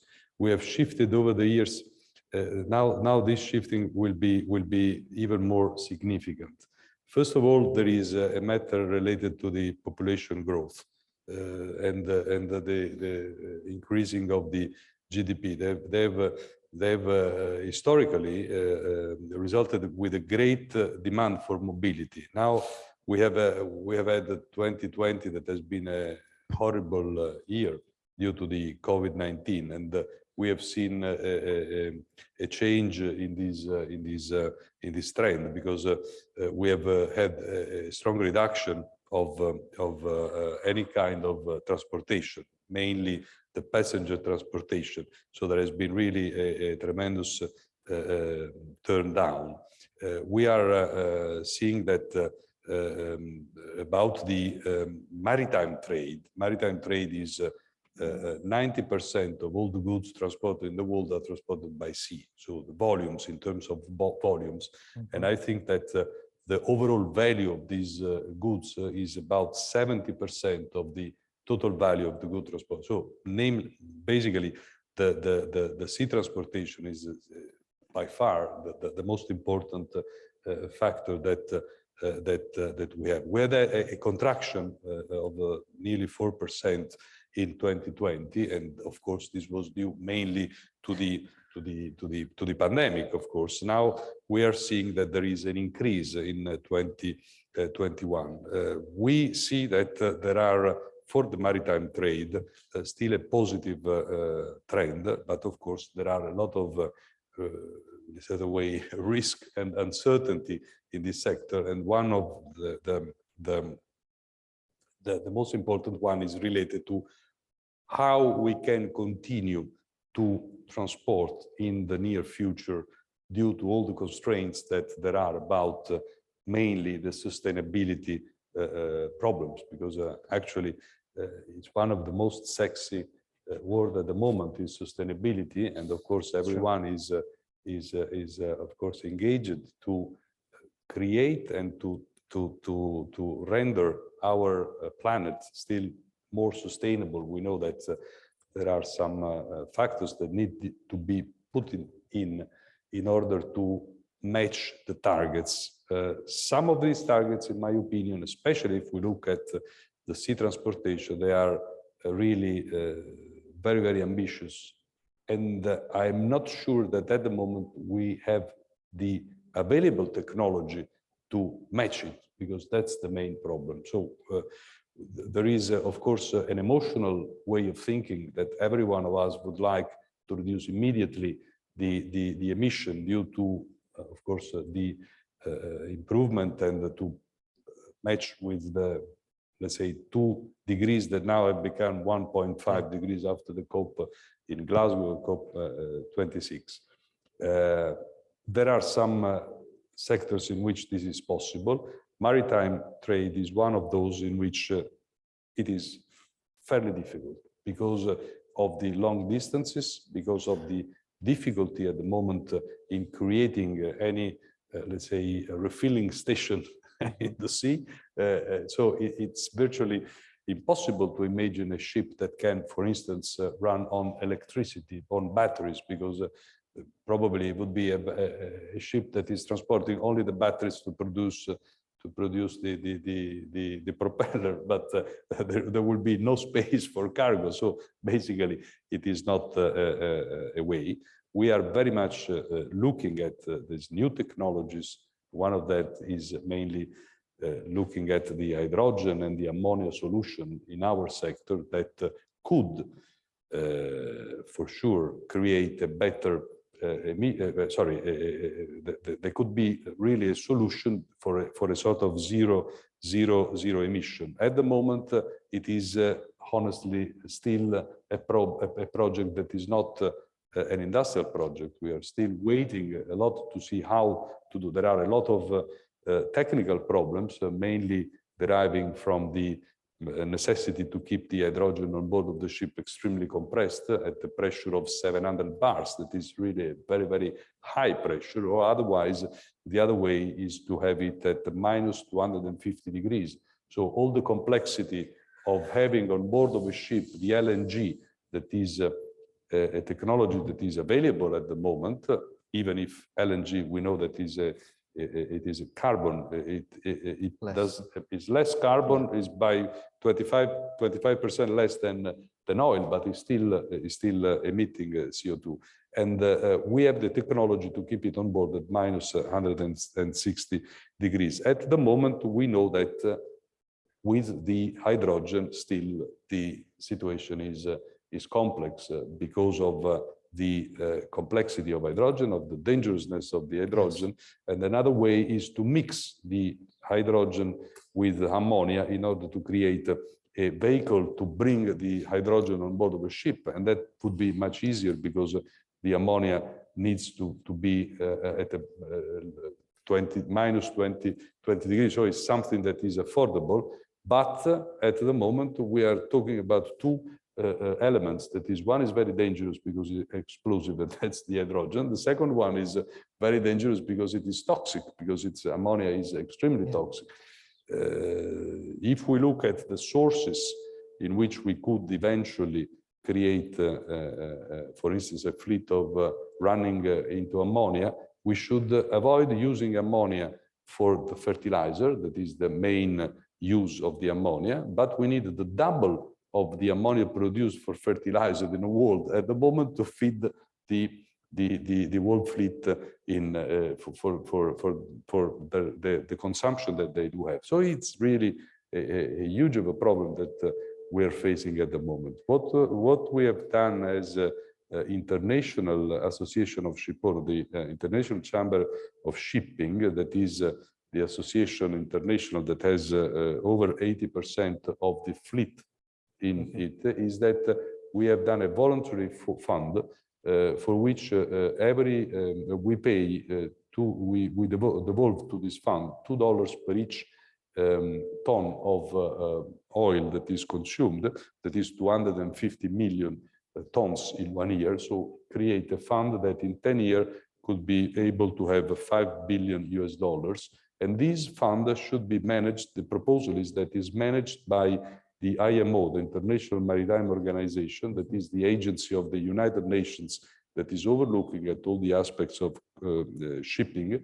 And this fund has to be used as a research and development in these new technologies that at the moment seem to be our future. But still, it is a problem. We have not yet succeeded in having it already done. So we are struggling on that, because I think that Shipowner is very much involved in this matter. At the same time, what I can say is also there is another technical aspect, that is let's say the energy that each one of these fuels is producing. So the energy factor is very important, because of course a ship that is that has to do a voyage of 30 days needs to have on board a huge quantity of bunkers in terms of tons. And if you have a energy factor like the oil, that is the higher one at the moment, and you have the same tank and you fill it with hydrogen, the energy power of hydrogen compared per cubic meter is 5 times less than the one of the oil. So you need to make a huge projection on the way. So it's really one of the great problems and great dilemma that we have at the moment. Nevertheless, the technology and the let's say the progress is showing that we are in any case reducing the emission on a global sides, even if we have an increase of the transportation. So this means that we are efficiently managing these problems as a global fleet at the moment. Another important aspect you were mentioning is about the digitalization. Digitalization is a key factor also on board of the ships, due to the fact that now the ships are totally automated, and so you need really we are facing a lot of problems for the cybersecurity, for instance, at the moment, and that's a huge problem, because you can imagine what does it mean if you have a hacker taking the control of your ship and deciding. One of the main problem that there is in the insurance market for shipping is exactly to cover these kind of risks regarding cybersecurity that may produce a sort of, you imagine an LNG vessel that is taken by a terrorist, and they decided to send this vessel into a port without any control. So it's a very, very high problem that we are facing, as well as the other problem and the other aspect that you are mentioning that is very, very important is how the ports should be open to the digitalization in order to increase the productivity of that port, and in order to reduce the time lost, and in order to implement the port itself. So these we have very good examples. I mean, in Europe about this digitalization. In Italy, I have to say that we are a bit late on the process. We are starting, fortunately, now. But in the past, I have to say that we had to deal with too many authorities with different languages. So a ship that was coming in a port had to send the same message to 3 or 4 different authorities, because each one of them has had a different protocol of transmission. Now we are facing. We have installed this new unique point in a certain way that is creating, for sure, better operations in terms of so we think that also in Italy we could become a bit more competitive from this point of view. And another important aspect that is connected to what you were saying before is the importance of the ports as the ending part of these big data cables that are connecting, because we are talking about the physical networking in terms of shipping, in terms of port, in terms of railways and infrastructure. But there is another important infrastructure that is the cabling of our countries. And this is also fairly important, because in that case, the ports in which the cables do arrive may become a sort of hub center in order to produce a new way of development of those areas in terms of data warehousing and developing even a great more sort of new, in a certain way, economy. And probably, as you were saying, through the cables, it is possible also to avoid the physical the combination of all three different things. Exactly. That's the hub. So it's I have to say, closing, that it is challenging at the moment, very challenging.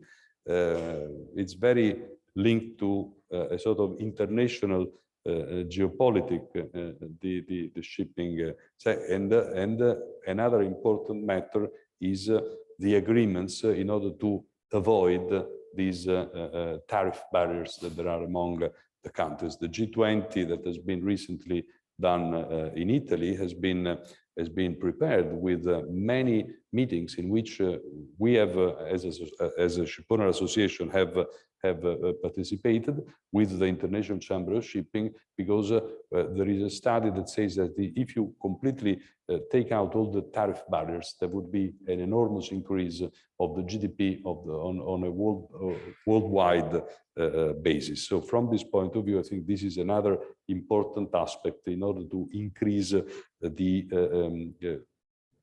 facility of exchanging.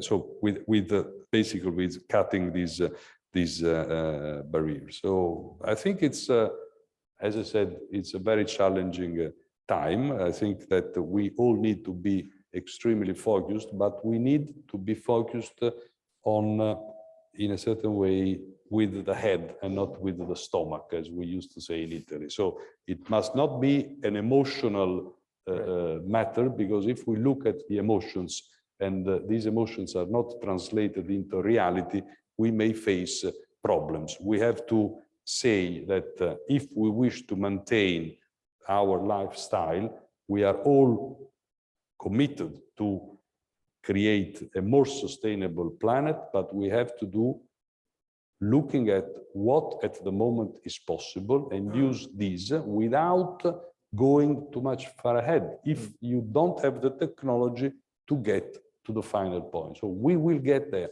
And I close with an example, with what is our feeling at the moment in Italy. You know that we have the great poet that is Dante. This year is 700 years and from the death of Dante, and my association, the association I'm chairing, actually is now 120 years. This year will be 120 years of existence. We were founded in 1901, so it's an important date, extremely important date for us. And we are preparing, because we are in Italy, an event in which we make a parallel between the voyage that the shipping industry is doing with the transition period to the voyage that was done by Dante in the three paradise, purgatory, and there is one important factor. He had a guide that was the Virgilio, the Latin poet, and our guide cannot be other than our authorities, and either political and financial, because finance, as it was being said, it is very, very crucial in this development. I hope we're not going down to Inferno. I'm sure we are about to Inferno. We can only go up. Okay. No, it's good. No, we hopefully will not be pushed to go back to the wind power, to the sailing, because that would be difficult at the current times. But I think it's, I know it's good. We're also ending our time for our session, but it was a good discussion on how the maritime has replaced the ancient Silk Road, but I think at this moment we have to understand what's the best combination to provide the best, most sustainable network combination of different routes and different methods. And of course, all of us will need to invest more in R&D and see how new technology, the products of fourth revolution, digitalization will help us to achieve more sustainable ways of production, ways of transportation, and hopefully more sustainable society and lifestyle. So I think it's a good, and hopefully it's a bit it's optimistic way to end the discussion. So we can only go up, and that's the high time to do so. So I thank you, everyone, and thank Dr. Mattioli, and also our panelists that joined us online. And we see how this hybrid way works for the conferences. Hopefully we can find the hybrid way to move forward with the better, more sustainable transportation and connectivity. Thank you. Thank you very much.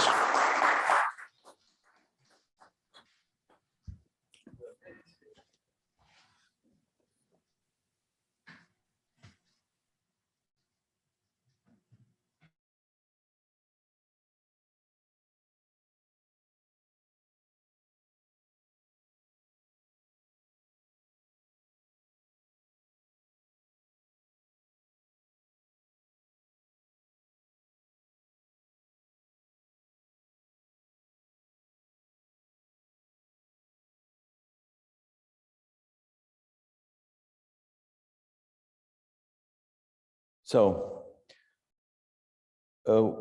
we started this panel. Welcome to everybody. Welcome to my colleague panelists. And it's indeed a very distinguished and very good group of panelists to develop this our subject, which is connectivity with the Mediterranean region.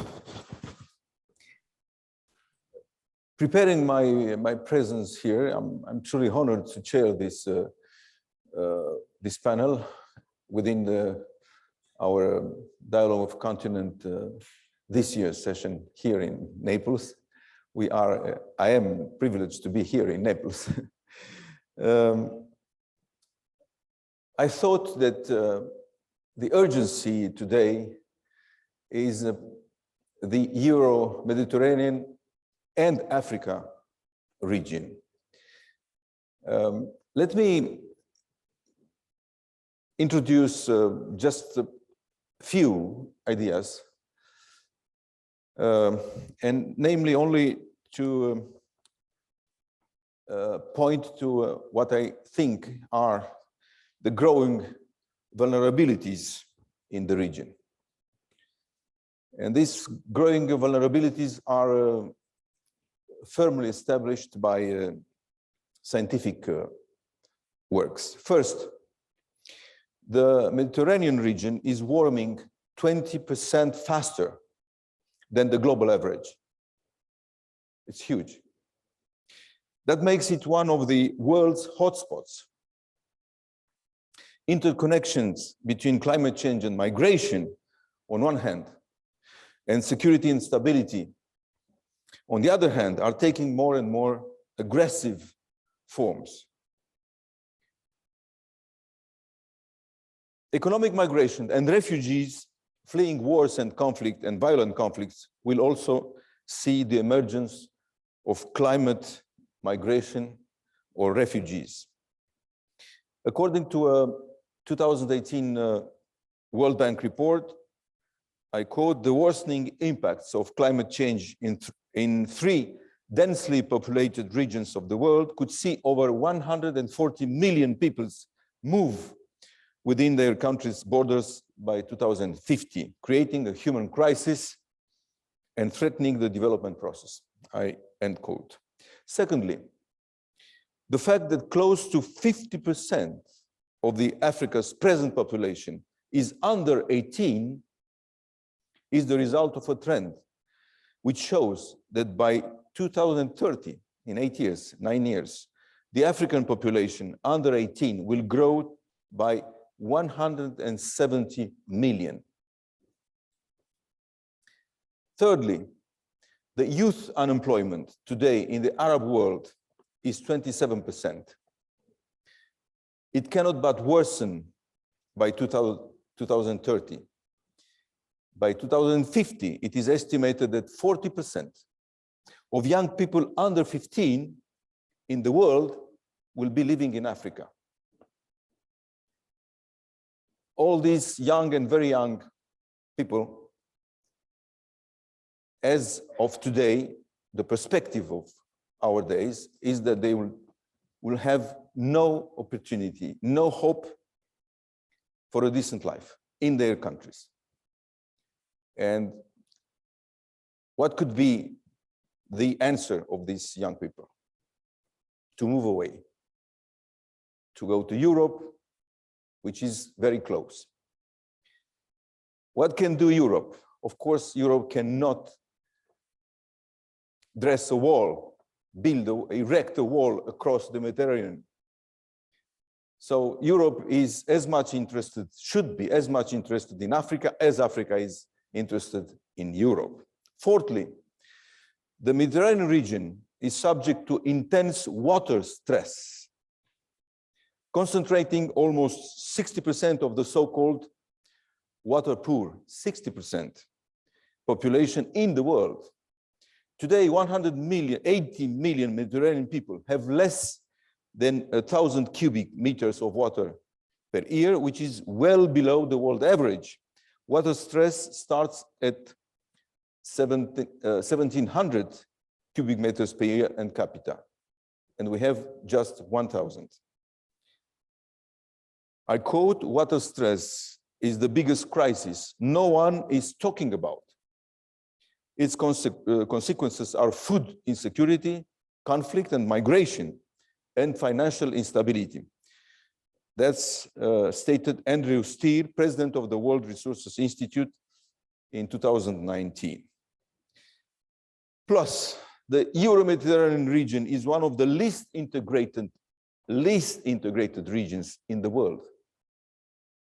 There are no clear dividing lines and no coherent political military strategies.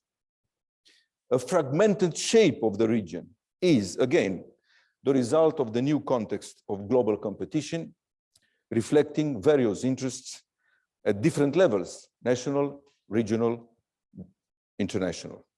A shifting balance of power for the entire region is clearly emerging. New exclusive economic zones, safeguarding transportation security between the Mediterranean Sea and the Indian Ocean, conflicting geopolitical interests, Israel, Egypt, and the Gulf monarchies, VC Turkey and Qatar axis, or Turkey, VC Egypt, Greece economic alliance, and of course the great international players, United States, China, Russia. So I wish to stop here my short intervention in order to start to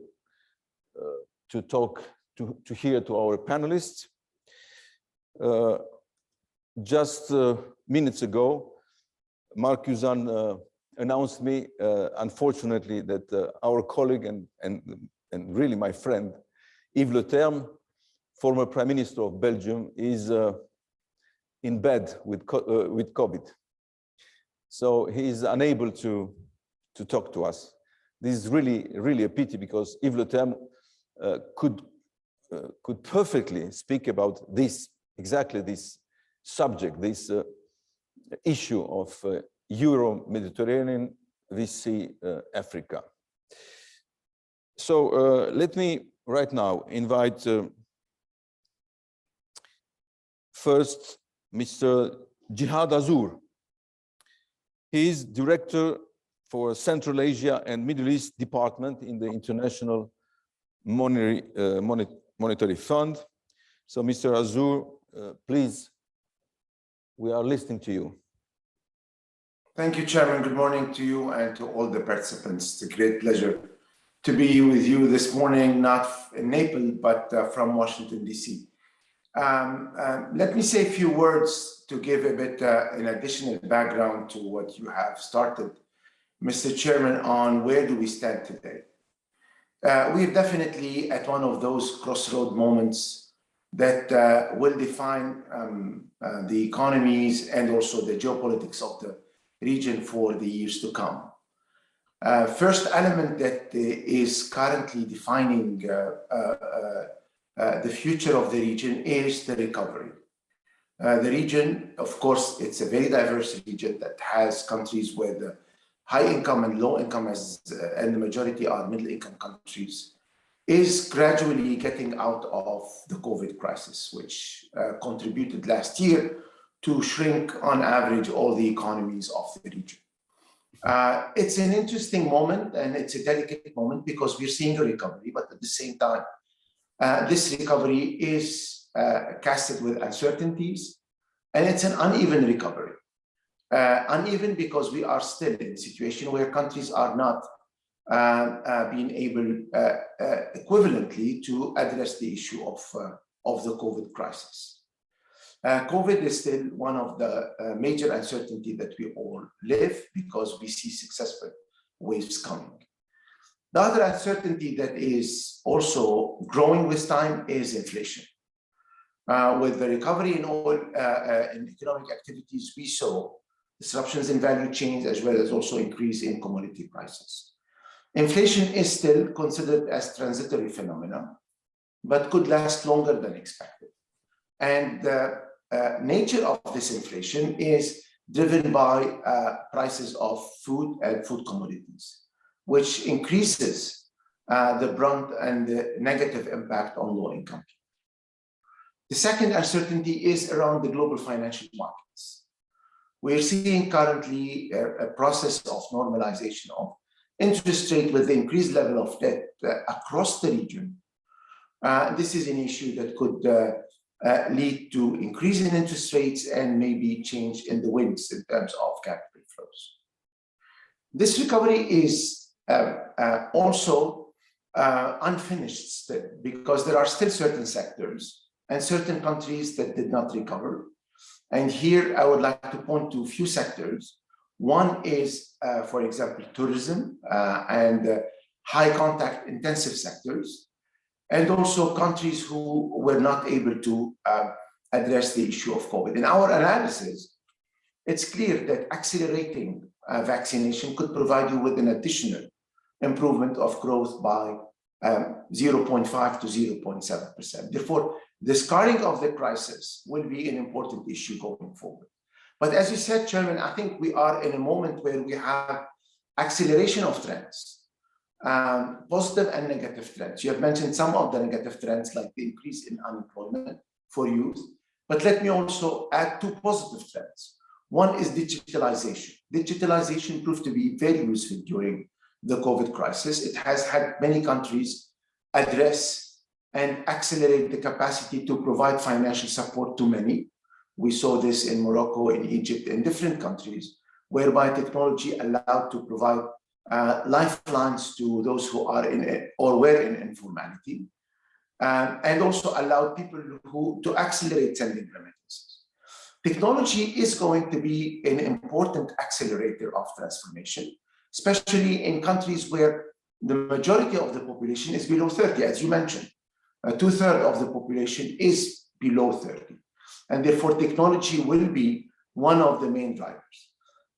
Climate. You mentioned the fact that over the last 2 decades, we saw deterioration in climate conditions, although the region is not among the major emitter of carbon, but it's one of those who are facing the brunt and the impact of climate change. And therefore, climate is an area where we could see in the future an acceleration of positive transformation if investment is made in those. Therefore, what we need to do now, I think the most important element still is to accelerate vaccination, because saving lives and protecting livelihoods is the first priority. The second is policy matters more than ever. And therefore, we need to calibrating policies, because over the last year and a half, government have introduced certain number of policies to protect their economies. Therefore, it's very important to calibrate. And calibrating means to refocus, rebuild some fiscal space, because you need fiscal space in the future in order to allow the region to catch up with new trends. Therefore, calibrating policies is going to be important.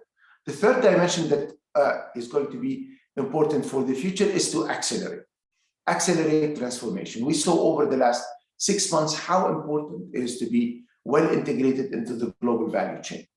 And here we will have need to certain number of transformations in terms of investment in terms of acceleration of certain trends. Digital currency proved to be one of the areas that the future will rely on, and therefore countries who have accelerated investment in digital currency will have the capacity to adjust and to adjust faster. Last aspect is also an important dimension that we are revisiting. Cooperation. This is an issue that lost some of the limelight in the last 25 years. High expectations were put on the issue of increasing a partnership between the two sides of the Mediterranean Sea. I think the global economy has changed the way we collaborate and we get integrated. We have multiple players, and all these players are existent everywhere in the world. But it doesn't mean that regional integration and regional cooperation is not important. You rightly mentioned, if you take the Maghreb countries, those are 100 million people, same culture, a lot of things in common, and yet this is one of the least integrated regions in the world, less than 5% of exchange. Only by reducing barriers, you can increase growth by 1% sustainably over the next 5 years. Doing this will help address one of the most salient issues, which is unemployment at the youth level. Therefore, integration is going to be an important driver, but yet this is going to be a different form of integration than the one we were promoting in the past. That was a bit top-down and working on block to block. I think now we are in a different world configuration, and this recovery and what we saw as disruptions in this recovery is also showing us where the transformations are going to happen. Last but not the least, economics is very important, financial also is very important, but politics is what drives all these elements and put them together. And here, I think we need to have a new dialogue that is based on building the area of interest and gradually building coalitions of the will in order to take some of these important opportunities and to build on them. Let me give you an example where we, for example, at the fund, we are, I would say, putting our effort. Over the year and a half, we provided more than $100 billion of direct assistance to countries to address the external shock, which was the COVID-19. This year, we provided $550 billion in terms of special drawing rights distribution in order to help countries address the aftermath of the shock, but mainly to accelerate the transformation, to build resiliency, and also to build the capacity for countries to build back better. Here, investing in all these important areas. Therefore, I see currently a race between certain number of risks that are emerging, as well as also opportunities that could be coalesced by a certain number of initiatives. Let me stop here, Chairman, and then maybe we could go into more details during the discussion. Well, thank you very much. I think you raised many very interesting points. And I would say that this concept about acceleration of the needed transformation is crucial. And I would say, even to be more specific, the transformation is about human development. We should be very frank. The North-South dialogue cooperation never raised at the level of the level of raised expectations when the North-South dialogue and cooperation started. Now, I turn to, as I said, it should have been Yves Le Terme. Unfortunately, he's not with us. So we have a very distinguished also panelist, which is Ali Babakan, former Deputy Prime Minister of Turkey. And we are listening to you, Mr. Babakan. Thank you very much, Chairman. Ladies and gentlemen, distinguished guests, greetings from Istanbul.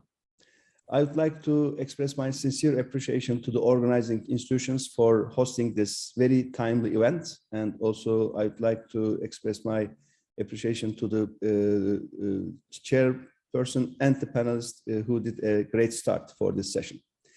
Yes, we do live in a time of challenges. Democratic backsliding in many countries around the world is a challenge. Rise in economic inequality is a challenge. Civil wars, influx of refugees, climate crisis, and COVID-19 pandemic that not only took more than 5 million lives, but also had a deep impact on economic activity, disrupting global supply chains and so forth. And all this is happening at a time when global distribution of power is changing and great power competition once again appearing in the international system. These challenging times require us to build better regional and global schemes and cooperate in deeper and institutionalized ways to face the threats. While no doubt we live in challenging times, it also comes with opportunities to build back better for the future with green and sustainable recovery, and also to demonstrate the urgent need and international cooperation to address these challenges. This is a great time for all of us to rethink what has gone wrong and to correct it for future generations. I will briefly touch on three subjects. First, climate crisis and green recovery. Second, digitalization. And third, inclusive and extensive understanding of security.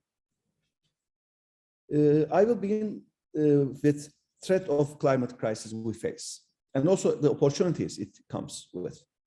Climate crisis is an existential threat that we already began to observe its devastating consequences with extreme weather conditions, increase in wildfires, floods, drought, endangered food production, and rise in sea levels. While the global warming will affect all, as the chairman already mentioned, the Mediterranean countries will be affected even more. As the latest UN report indicated, warming across the Mediterranean will be about 20% higher than the global averages for the decades to come. And as a result, the devastating consequences of global warming will be even more severe for our region, impacting our safety, our well-being, and surely our economies. We need to take immediate action to reduce our carbon emissions, shift to a sustainable economic growth model, and also begin to adapt to the fact of global warming. There is an extent to which we can prevent, but there is an extent which we will not be able to prevent. So we have to also get prepared for the inevitably coming global warming. And it needs detailed preparation, preparation across the countries. While many discuss the economic costs of dealing with the climate crisis, the economic costs of not taking any action is actually much higher. So we need to see global warming as an opportunity to build a more sustainable and resilient economy with cleaner jobs and with better jobs. Tackling climate crisis offers an economic opportunity. For example, innovation in clean technologies or job creation. As Deva Party, which is our newly founded political party, which I'm leading, we indeed see the climate crisis not only as a threat, but also an opportunity to build a more resilient and sustainable economy. We already prepared our itemized action plan about what we will be doing over the next years, recognizing the necessities. And living under the COVID pandemic has demonstrated that global challenges require global solutions, especially the necessity of wealthier countries helping less fortunate ones is very, very important. My second subject is digitalization. And this is a very crucial subject for our region. Broadly, tech innovation and digitalization has created immense opportunities for disruptive new business models to emerge across many industries, and disruption is occurring very fast with high pace of consumer adoption. So this is a huge opportunity and is an area of North-South cooperation. We all need to understand the dynamics of tech innovation and the implications on our society and economy.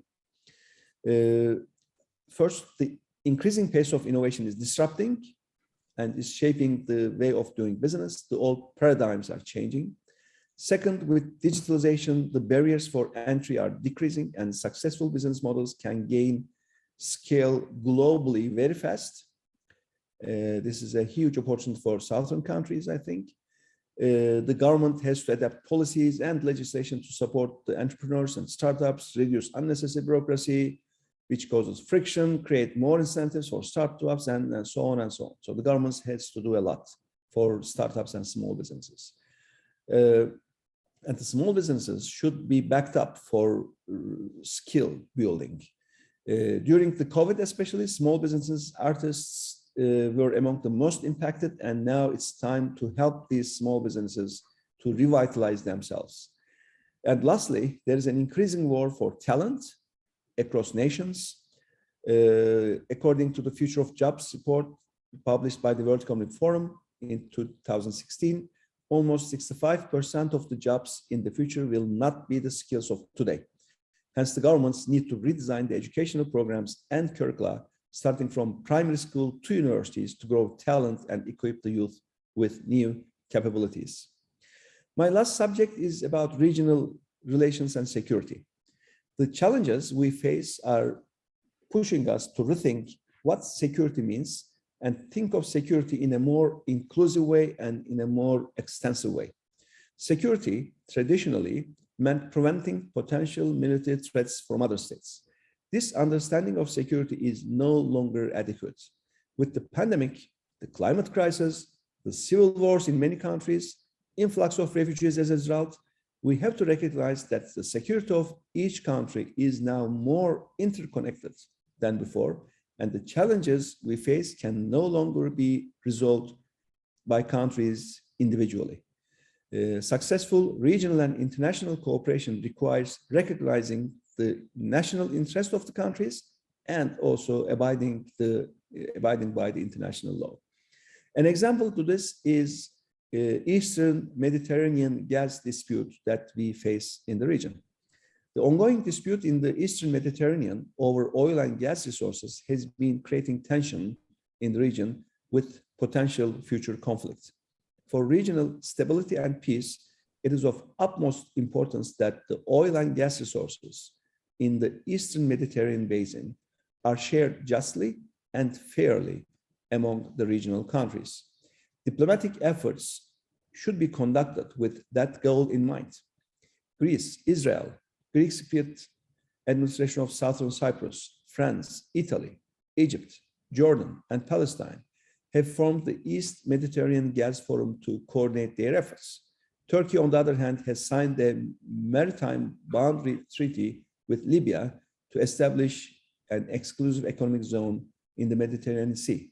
Yet, the regional cooperations that I have been talking about has to be more inclusive, and the vision should be including every single country, especially Turkey, which does have the longest coast to Mediterranean, in Eastern Mediterranean, cannot be excluded. Successful regional cooperation requires the acknowledgement of the sovereign rights of all the interested parties. Since at the center of the current deadlock is the maritime disputes between Turkey and Greece, it is crucial that exploratory talks continue between the two countries and diplomatic efforts are intensified to resolve the issue at hand. There is nothing to gain for any of the parties from a confrontation in the East Mediterranean, but there is much to gain from diplomacy and peaceful resolution of the disagreements. Energy, economic and security interests of all the countries necessitate finding a just and peaceful solution to the Eastern Mediterranean disputes. Ladies and gentlemen, the Mediterranean Sea is the common sea of many nations. We should conserve it, and we should target to make Mediterranean the sea of peace and prosperity. Thank you very much. Yes, thank you very much. You've raised, among many things, two very important issues as I see them.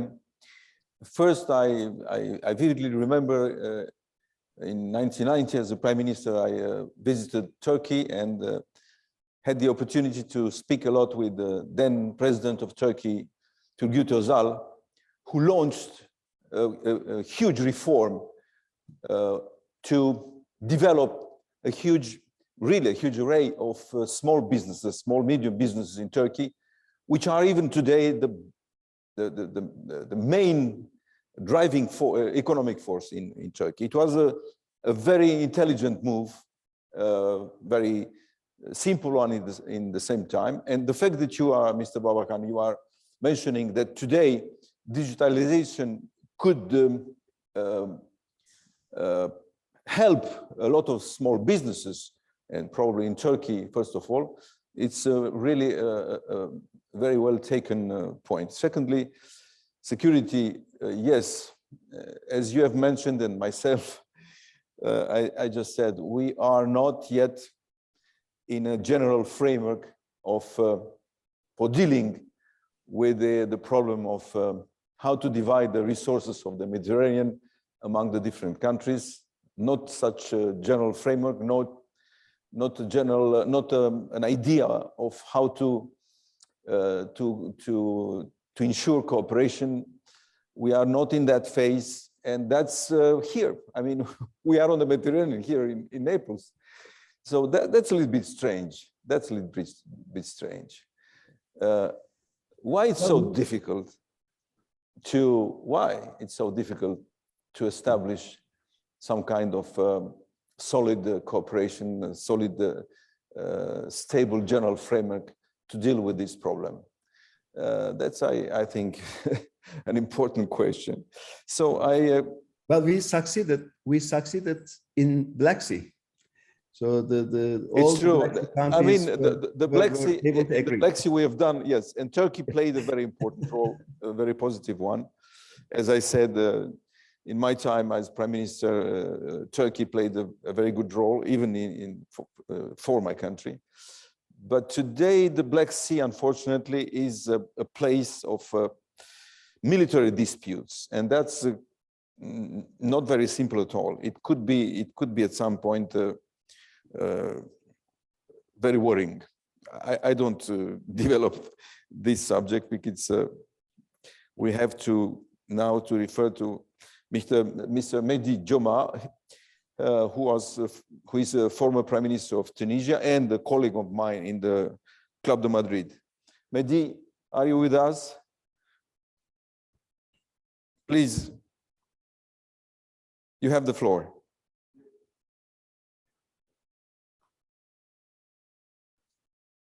Mehdi?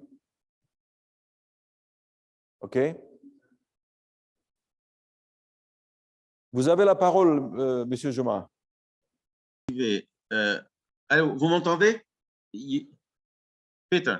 Yes. Tu m'entends? Oui. Je t'entends parfaitement. Bah, parfait, parfait. Hi to everyone. Peter, Ali, Jihad, et puis mes pensées à Yves Le Terme. I met him 3 weeks ago. We have been 3 or 4 weeks ago. We have been in Madrid together with the Club de Madrid. And he was in a good shape, and I thought that he has all the vaccination. Anyhow, that's the pandemic. Yeah, that's the pandemic. Yeah. Okay. I will maybe come back to the Mediterranean, and for our position, Tunisia and the Maghreb countries, the Mediterranean, it's the real opportunity that we have, potential opportunity that we have.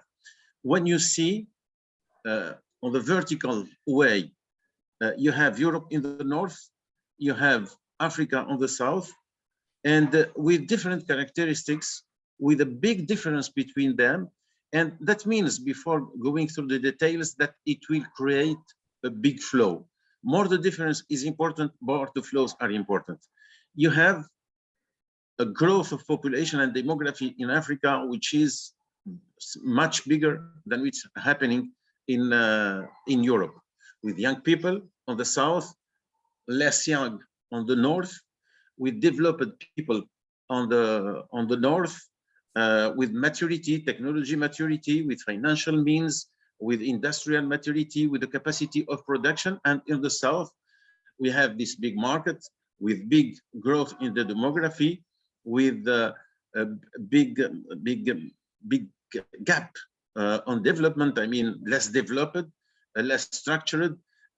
So anyhow, whatever we do, whatever will be the future, if we still like this, it will be big flows of people, migration, that means migration, and all the related problems, difficulties to that phenomena, which will be intensified, because now people, they are with the digital, with the new social media, with the television, with all this media of communication, they have a window, and more than a window, for what is happening on the north and south. There will be a big pressure of immigration, but as well, if we organize it, I think that we can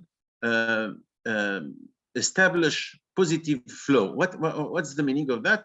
Really, there will be a need of goods, there will be a need of technology, there will be a need of finance, and it's an opportunity if really around the Mediterranean we succeed to form something like a common space.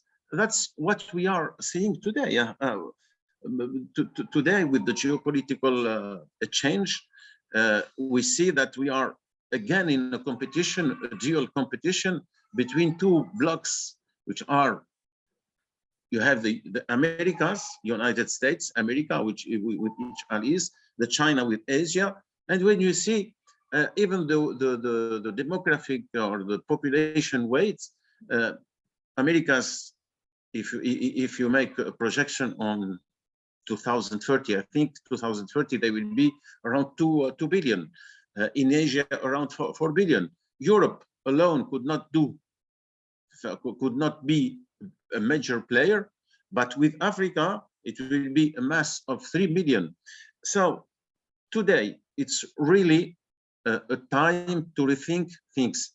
I know I have some contacts and some discussion with European colleagues, and they are aware today that they should rethink their policy around Mediterranean, because till now there was the voisinage policy or the neighborhood policy. That means that the Mediterranean was like a periphery. When we speak about neighborhood, that means it's periphery.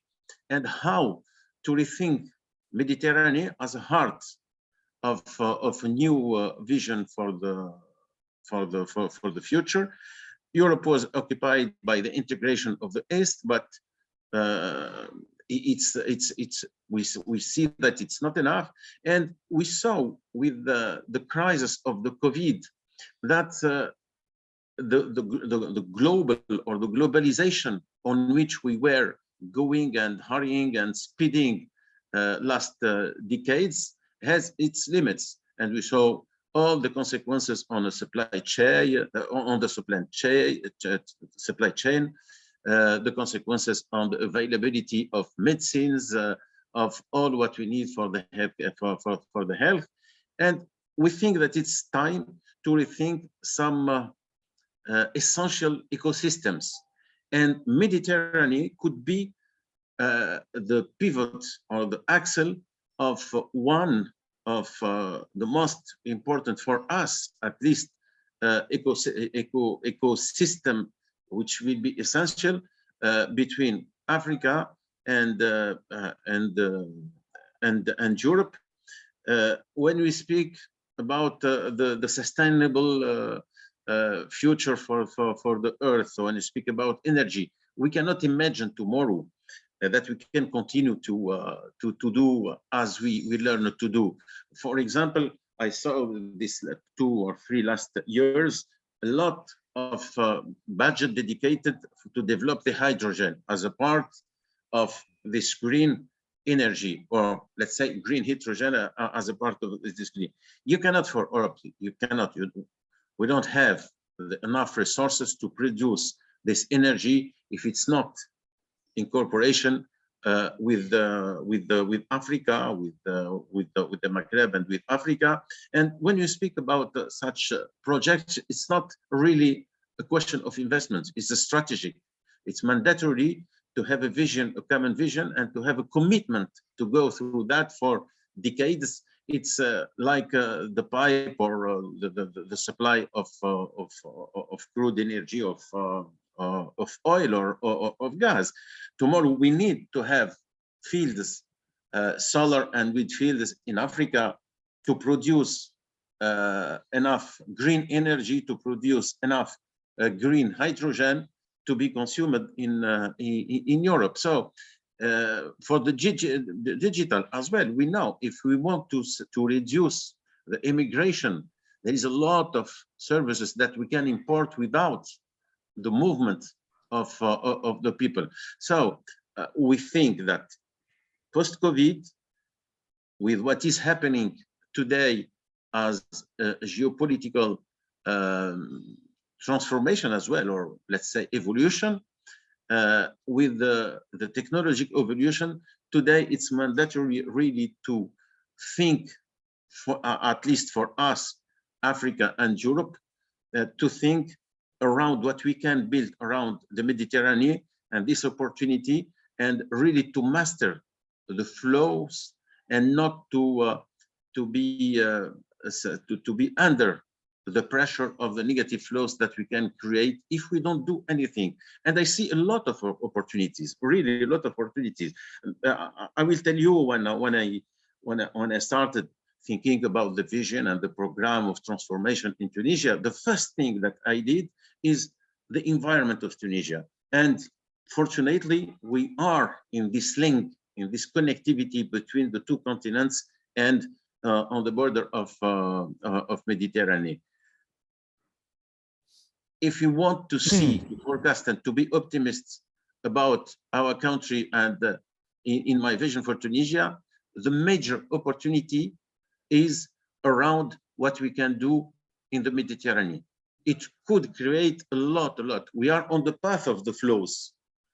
And you can imagine if really we have a strategic cooperation and a strategic vision for the region, what we can do. You have some countries in Africa where the income per capita is $500, where they have the best resources, where they have everything, the best fields, the best agriculture. So, and in the north, we have the capacity, all the capacity to invest, to innovate, the capacity, the know-how, the knowledge. Just if we succeed to organize that, really, instead of creating all the threats that we are living today with the terrorism, with the immigration, with the instabilities, if we do that, for a country like Tunisia, it's the hugest or most important opportunity. It's more than what we can create by our own, on our own markets, or by our own, or on the conventional market. And I'm now trying with all my friends in Europe to convince them to start thinking differently about the region, and not to continue to improve what we did before in negotiating new trade agreements or no, really to rethink the region and to be aware that we need to constitute today our own ecosystem around the Mediterranean with all the aspects: economy, security, social as well. In Club de Madrid, we work a lot on what we call the concept of shared society, because we are now speaking about the relation between different area or different countries, but inside the country as well, we have to pay attention to all this problem that we are creating as well inside. Today, we have really to rethink things and to take account from all our history, our organization, financial organization, political organization since the second World War, but as well to take account from the last pandemic crisis, which shown many things that we have to check.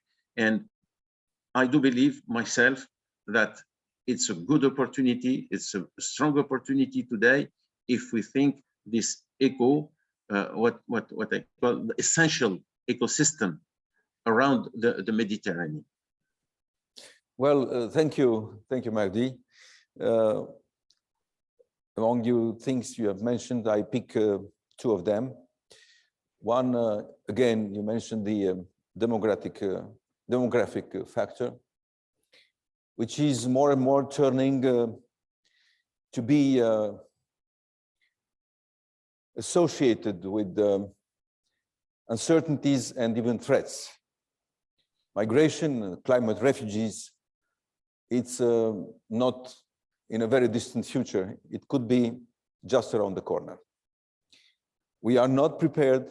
I mean, Europe is not prepared to face this problem. And it can be tackled properly if there is a real plan, vision, strategy about the human development in Africa. You have mentioned energy. Precisely today in Africa, because the technology, the energy production technologies are today less expensive, I mean, cheaper. We can develop in Africa a network of decentralized units of electricity production, a decentralized vast network in Africa, including, we see today that this as a direct possibility, including small units, 5, 6, 7 megawatts of nuclear facilities. We have a good example in Morocco with the solar pumps. But I need to, as a European, I need to say that at least the European Union adopted this year the new European Union agenda for the Mediterranean. And I quote, at least we have that. And this is a hope that shows that such a vision could be eventually developed. I quote, under the new European Union's Neighborhood Development and International Cooperation Instrument, up to 7 billion euro for 2021 to 2027 period would be allocated to its implementation, which could mobilize up to 30 billion in private and public investment in the region and in the next decade. That shows that in Europe there is, I mean, within the European Union, there is an awareness about this problem. What we need now is, of course, more visionary, a strongest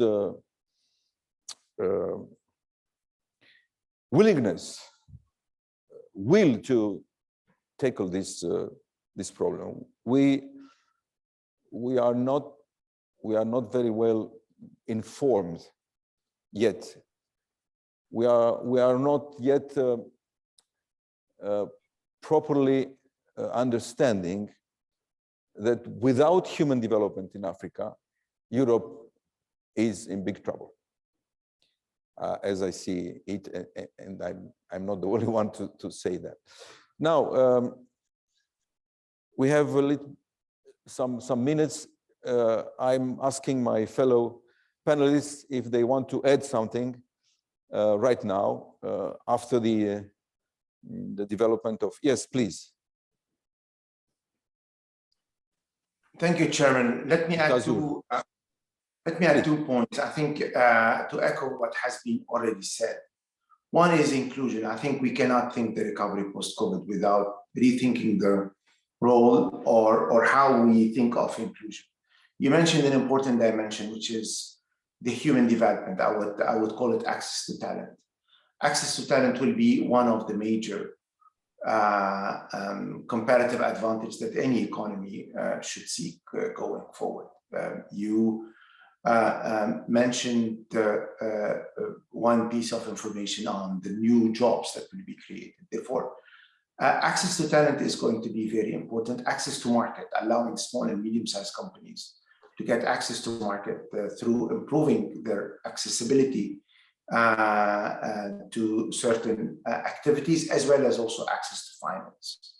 Therefore, inclusion is going to play an important role, and the focus should be on women and youth, because youth unemployment is among the highest in the world, and women participation could grow the economy much faster. We did recently a study on what could be the economic contribution of increasing or narrowing the gap of women participation in the economy in MENA region. And it clearly could provide additional $1 trillion of output in the next 10 years. Therefore, it's very important to rethink contribution. In the post-COVID recovery, social is going to be key.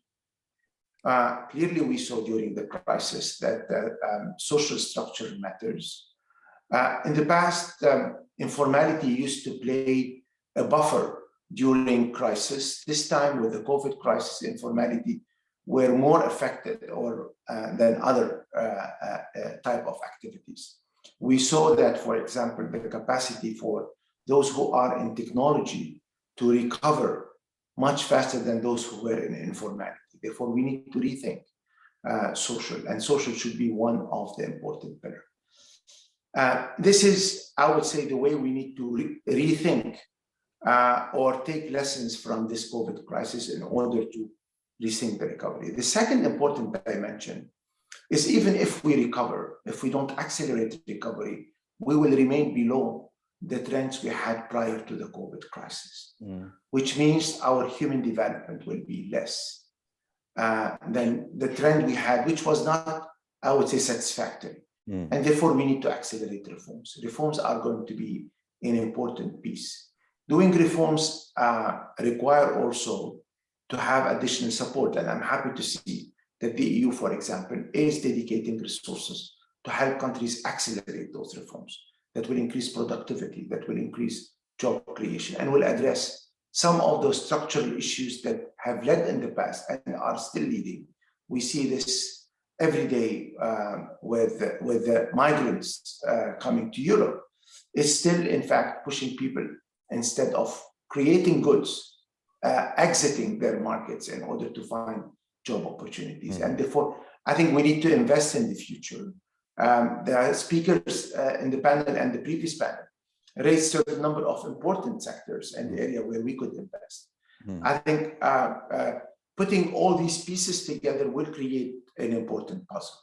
We are in a region that at least share a certain number of strategic priorities and also important lines of trade information, because the major information is going through the Mediterranean, coming from east to west, from Europe to Middle East and Africa. Therefore, there are certain number of areas where we can build clusters around them, which I think could be the magnet for the new form of regional cooperation. The regional cooperation may not take the form that we had in the past, which was bureaucratic or pyramidal. Will be more around clusters and around opportunities. Okay, thank you very much. Now, if there is a question from the audience, I would like to pick it up. No questions? Yes, please. Please.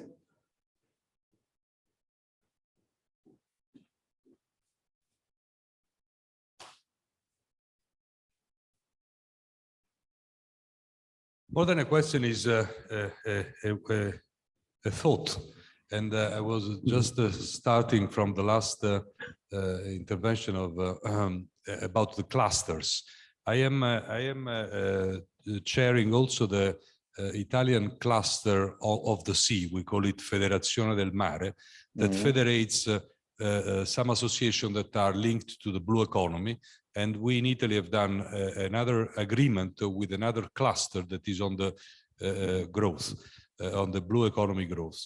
I think it's absolutely correct that the clusters may become a sort of magnet for the different countries to join together.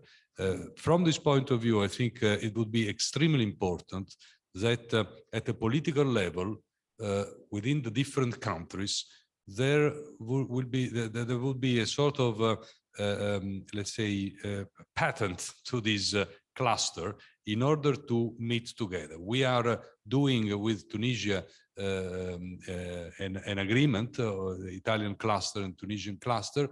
We have an European cluster of clusters that is ENMC, that is a proper association of maritime clusters. And the maritime cluster, for instance, is grouping all the activities that is interconnection by the sea between the different countries, namely, as we were saying before, 90% of the goods. So from this point of view, the tool does exist.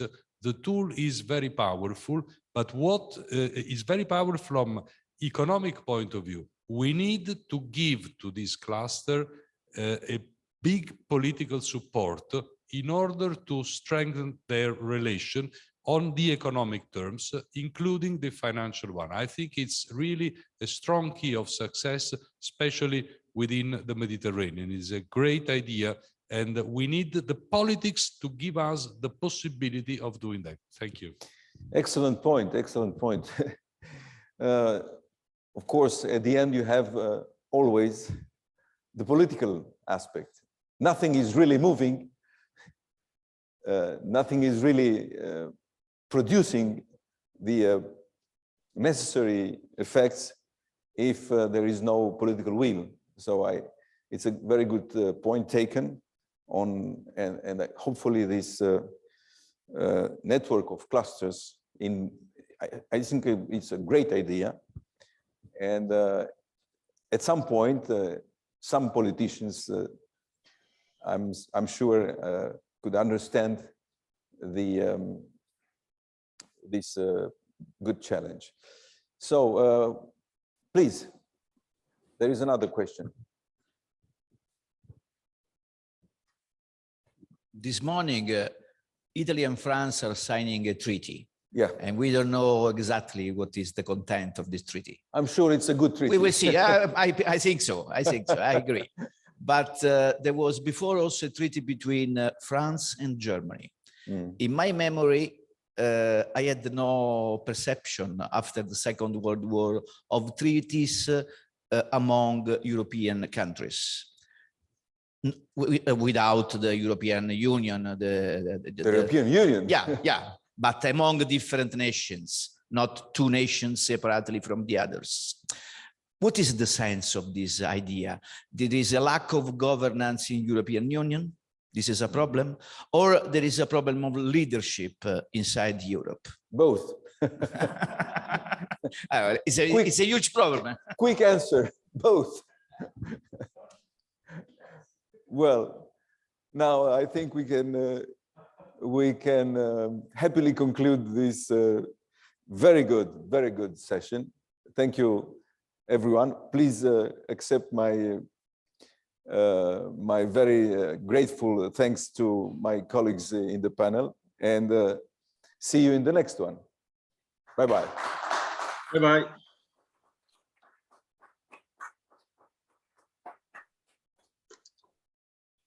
Good. We joined together on some other panels in the past. Absolutely. Always, okay, now. Yeah, G20 high-level panel on how to finance the global commons for COVID, right? And each time we said we will meet very soon, and then a new variant came in. Yeah, quite right. I wonder if are we now, I assume we are now on the air. Are we? Can somebody from the administration say yes or no, and then we will start. Since we did not hear yes, we will wait for a minute. We will refrain from saying anything untoward. Yes, I wonder.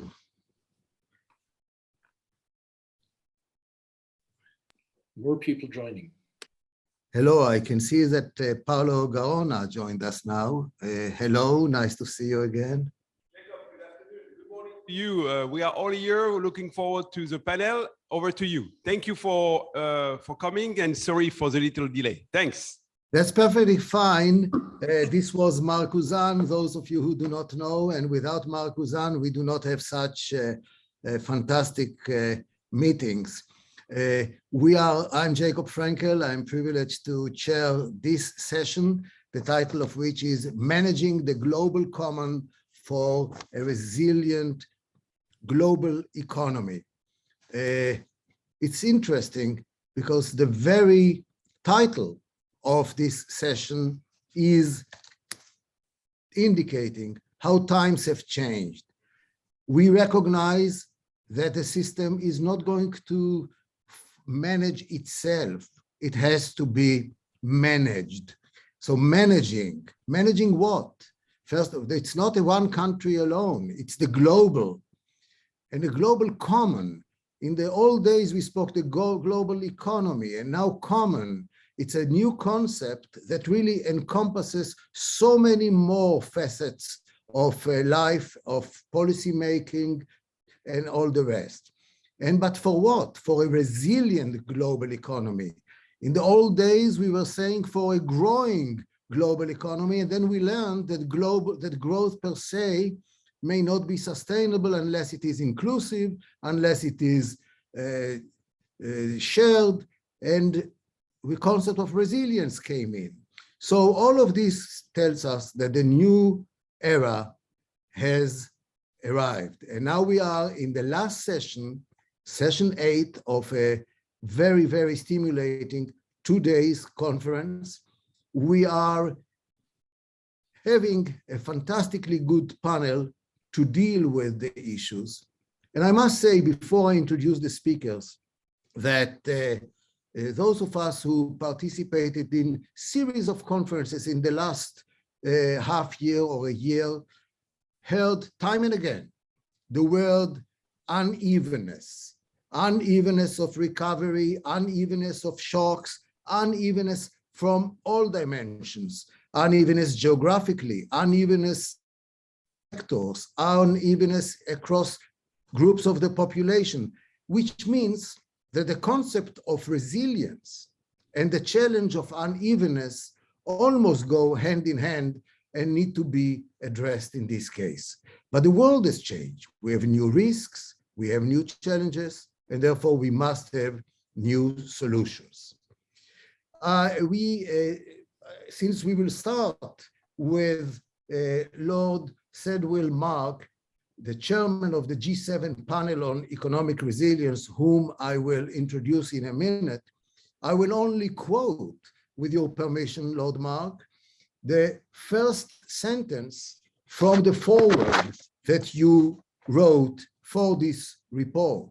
And the first sentence says, globalization has seen the greatest increase in prosperity and reduction in poverty in human history. This sets the stage because it means that whatever we do, we should not endanger these achievements.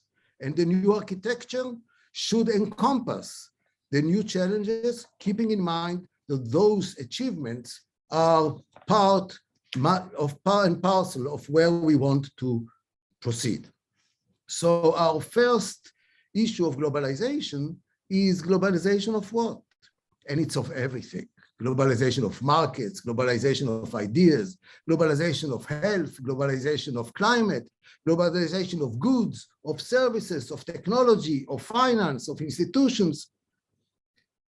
And now comes also the supply chain. All of those are part and parcel of the challenges that our globalist economy has. And for this, let me introduce our first speaker, Mark Sedwill. I already referred to you, a British diplomat, a member of the House of Lords, a former civil servant who served as cabinet secretary to Prime Ministers Theresa May and Boris Johnson, and head of civil services, and as national security advisor. The broad range of public policy, an ambassador for the UK to Afghanistan, NATO senior civilian representative in Afghanistan, permanent secretary at Home Office. I'm not going to go on and on, just to say that you served in Egypt, in Syria, in Iraq, in Cyprus, in Jordan, in Pakistan, which means you know what you are talking about. And it also means that the sensitivities of the geopolitical systems are part of the DNA of whatever solution. And therefore, it's actually very natural that you have been appointed as the chairman of for the Global Economic Resilience Building Forward Better project, appointed by Prime Minister Boris Johnson. You're also the chairman of the Atlantic Futures Forum and of the G7 panel on economic resilience. So with your permission, I will start with you, Lord Mark. Please take the floor. Thank you. Well, Dr. Jacob, thank you very much indeed for that warm introduction. And I guess I should say to those participating in this forum that you've just heard a brilliant executive summary of everything that I suspect that my colleague and friend Thomas Wiese are about to say, because Jacob, you just summed up perfectly the key conclusions of our panel. And this point you made in your very opening remark, that we need to manage the global system to the benefit at all, but without undermining the benefits of that global integration, globalization have brought us. And as you say, globalization does apply to everything. I remember attending the G20 summit in Hamburg a few years ago, when there was quite a lot of, actually quite violent protest. And one of the protesting groups was the World Coalition Against Globalization, which struck me as a somewhat ironic or paradoxical remark. Even those against globalization actually have to integrate globally. Let me just say a little about the panel's work, because I think that will be helpful for the conversation. Our report is on the G7 website for those who wish to read it. And as you said, Jacob, the key phrase for us almost was in the title: build forward better. So we were not seeking to identify how to build back to the economic system that we had beforehand, but actually to ensure that the global economic system is fit for purpose for the future challenges, and therefore building forward, not building back. The panel really worked through the G7 presidency of the UK in 2021. To be candid, it was initially prompted by some of the supply chain bottlenecks that we had seen arising in the early stages of the pandemic, for example, in PPE equipment, protective equipment. But as we saw, actually markets adjusted pretty quickly to that and to the spikes in demand. And the main lesson really that one draws from that is about inventory management and supply chain management in critical products, and not being over-reliant on just-in-time for products necessary for critical services. That wasn't a strategic conclusion, it was in a sense a more tactical one.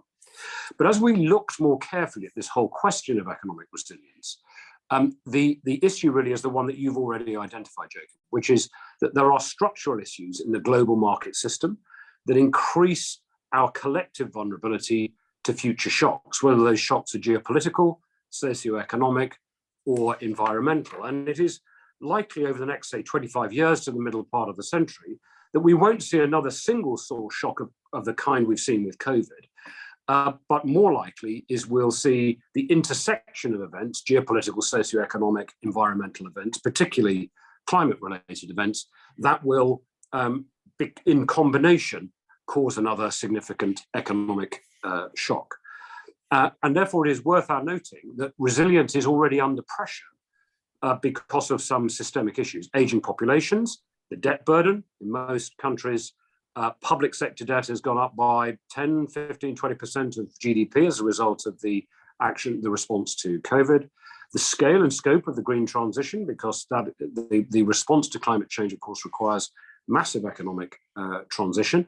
Adapting to the climate effects already locked in, even were we able to achieve 1.5, 1.75, or less than 2 degrees, there are still really significant climate effects already locked in, and that's going to require investment as well. And the whole new question of the digital economy and cybersecurity, all of these things are already putting resilience in the new economy under pressure.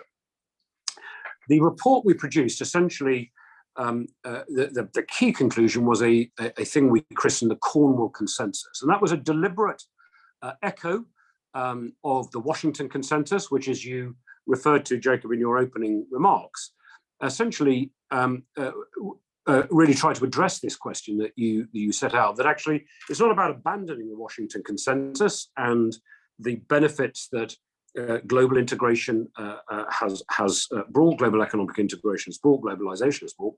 Quite the reverse. It's about building on that and managing that global economic system more intelligently to deal with the structural issues that have now arisen. So it was a deliberate echo and updating of the Washington Consensus is essentially what we proposed.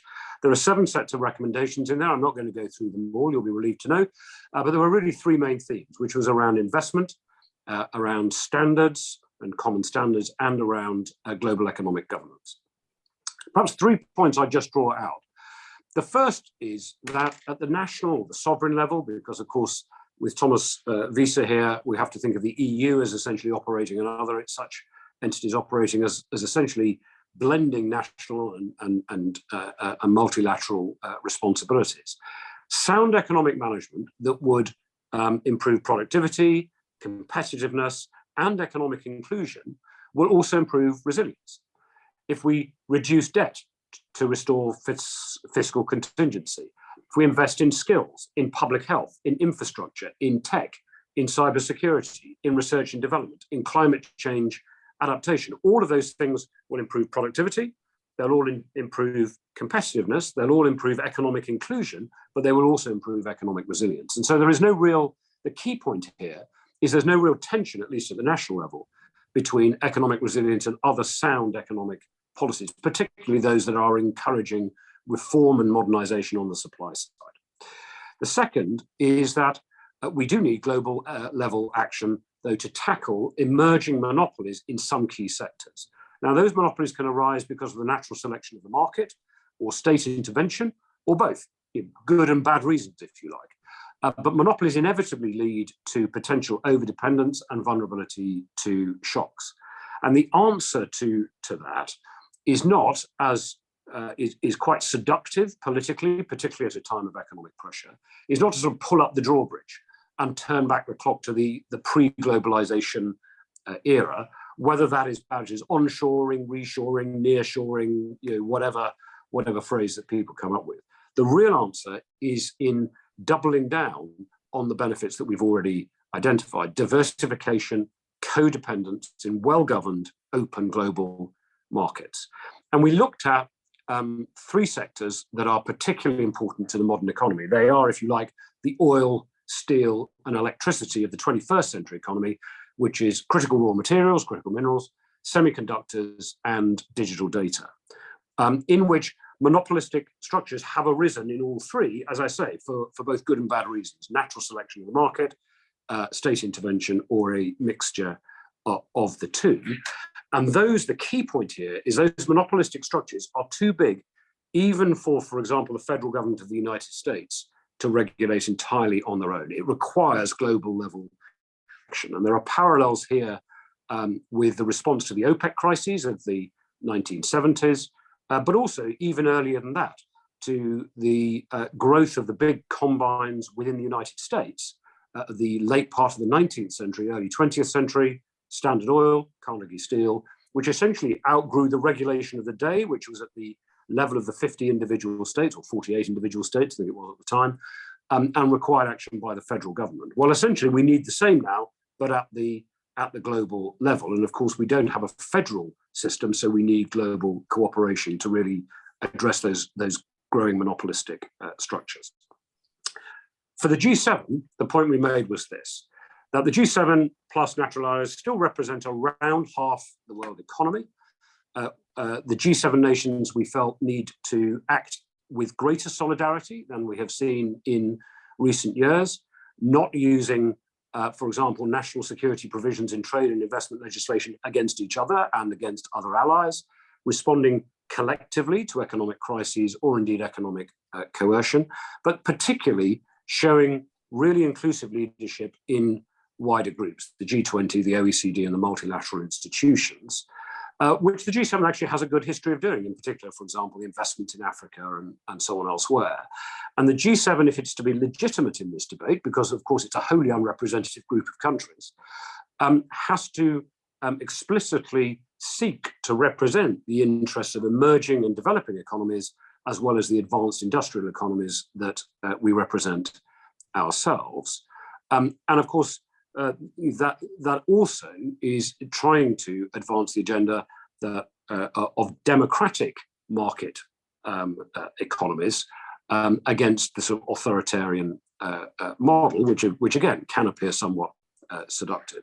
And so the final point we made, that credible leadership on this agenda means the G7 delivering on all of its commitments elsewhere, whether that's vaccines, investment in Africa and developing nations, climate change commitments at COP26, and so on. And in doing so, the G7 has the opportunity to exercise essentially a collaborative and collective persuasive leadership role within that wider community, but only, as I said, by explicitly seeking to represent the interests of emerging and developing economies as much as the interests of the G7 economies themselves. And that was essentially what we were seeking to achieve. And I hope we've started that debate now within those countries and beyond. And with that, I think I should probably hand it over to my colleague and friend, Thomas Wiese. Jacob, thank you very much. Thank you. Thank you very much. This has been really a fantastic way to chart our discussion. And the next speaker is Thomas Weiser, who is now with the special institution, the think tank. He's a non-resident fellow of the Bruegel. He was the president of the Euro Working Group and chairman of the Economic Union's Economic and Financial Committee for quite a few years between 2012 and 18. And in this capacity, he was responsible for the preparation of the negotiations and decisions of the EU finance ministers. He recently chaired the EU's high-level group of wise persons on the European financial architecture for development, and also the European Commission's high-level forum on CMU. Of course, as indicated earlier, he was also the EU representative in the G7 panel on economic resilience, about which we just listened. So it will be very helpful, Thomas, if you could give us, in addition to whatever you want to say, also the European perspective on these issues. And after all, we have such a complex web of the architecture for international economic policy making, G7 and now the EU. Let's find what you have to tell us. Please, Thomas. Thank you. So thanks very much. And maybe following up, picking up on a few things that Mark was saying. My first remark would refer to the Washington Consensus, where I think some people have been misunderstanding what we produced in our report and somehow intimating that we came up with an alternative to the Washington Consensus, which should be consigned to history. But as Mark was saying, this is not the case. And John Williamson would be bitterly upset if we had misinterpreted him in that way, going back to the 1989 conference in Washington, where it essentially was about responsible macroeconomics, liberal trade policies, and the like. And our panel has indeed emphasized that these principles stay alive, that especially as regards trade, they have brought about huge advances in human welfare. But things have changed, obviously, over the last decade. And in the lifetime of all of us, except for the very youngest PhD students amongst our listeners, we remember the writing about the end of history. And the end of history more or less meant that we were all converging on one liberal, market economy oriented economic and social system. And within one such system, it would be that much easier to come to one accepted algorithm for global governance. So things were easier at the time. And of course, global spillovers were considerably smaller, thanks to not well advanced technological developments. The understanding of climate risk was not as well developed as today, let alone proposed solutions for combating it. But things, as I said, have changed significantly. And we are now in a much more integrated world economy, where a large part of the global economy does indeed understand itself as following market-oriented economic principles, but others do not.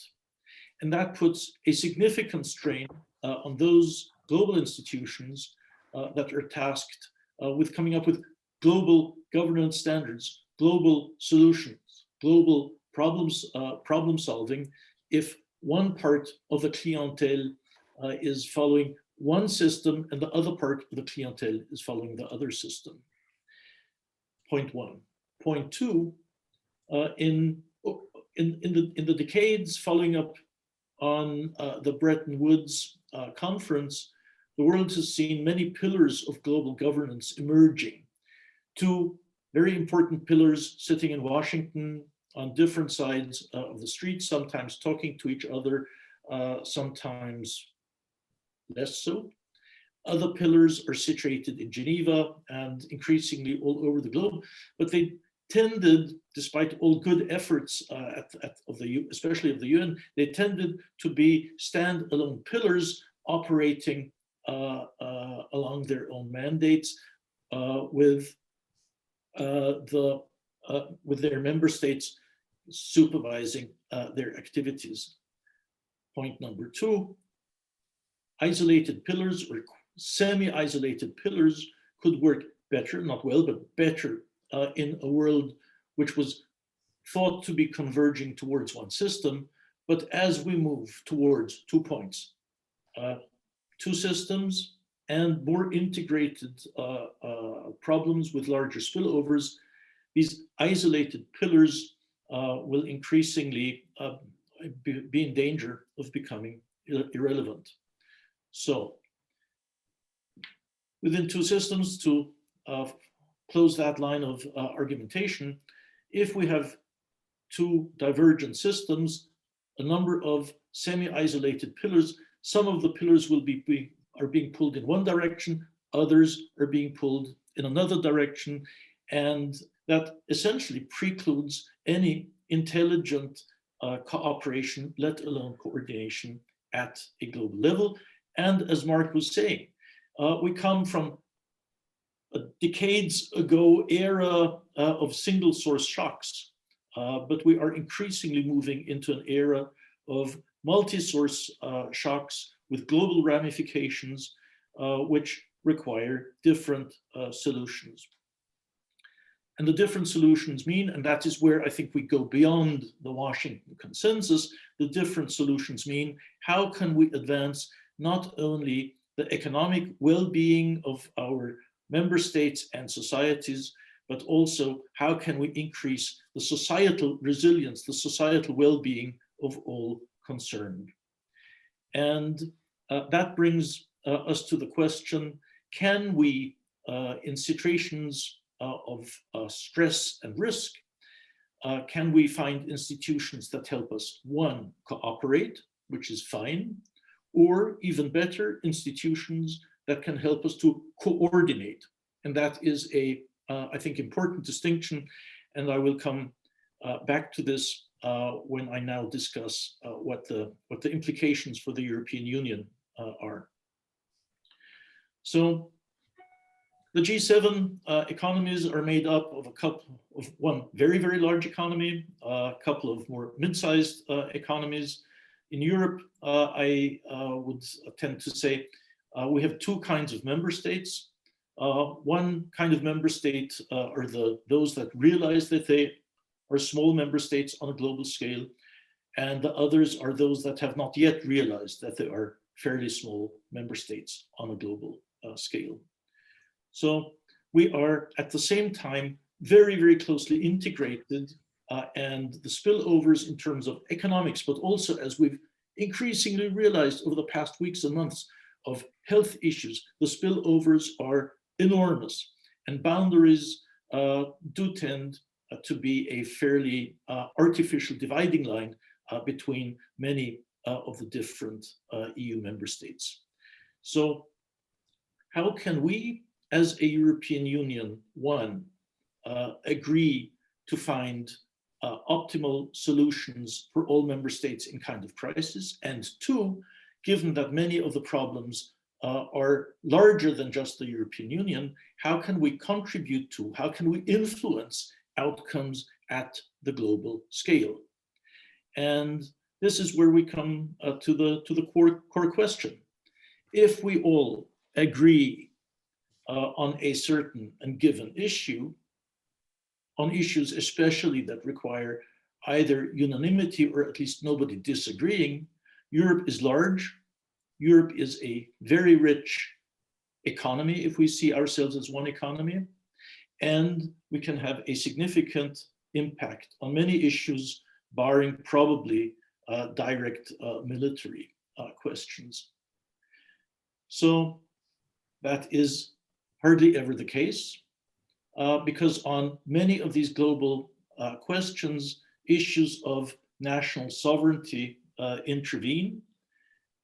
And many very federalist-minded people come up with propositions that we should have majority voting on each and every issue, reaching far into security policy, foreign policy, and the like.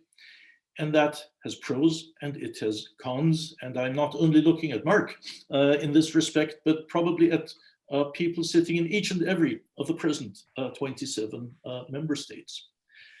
So if we can have qualified majority voting on very important issues, then we also collectively can make an impact at the global stage. If not, we have to ask ourselves one question. How do we want to make an impact? How do we want to influence global governance, global solutions to risks and issues that increasingly will only be of a global nature? Do we think that we can have such an impact as individual member states? I'm sitting in Austria. Hungary, Austria, Sweden, Finland, Denmark, very small countries with less than negligible impact on such issues. But one can try. If one insists on complete sovereignty on these issues, that is where we go. If we want to have a larger collective impact, then one needs to take the necessary consequences and find some algorithms of coming to joint common proposition, joint common solutions. Otherwise, we will find ourselves in a world where the large economies of the United States and China will be one way or the other in terms of how we are governanced, come to solutions or not. And Europe will be between a rock and a hard place. And that's not a comfortable place to be.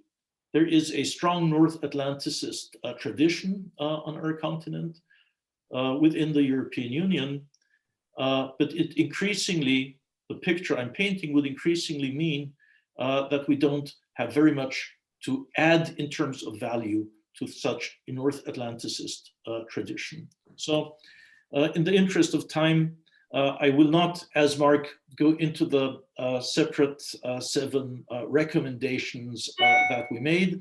I just like to pick out one single one, digital and technological governance, where the rules are made, by whom they are made, and how they are supervised and adjudicated will be one of the big challenges of our time.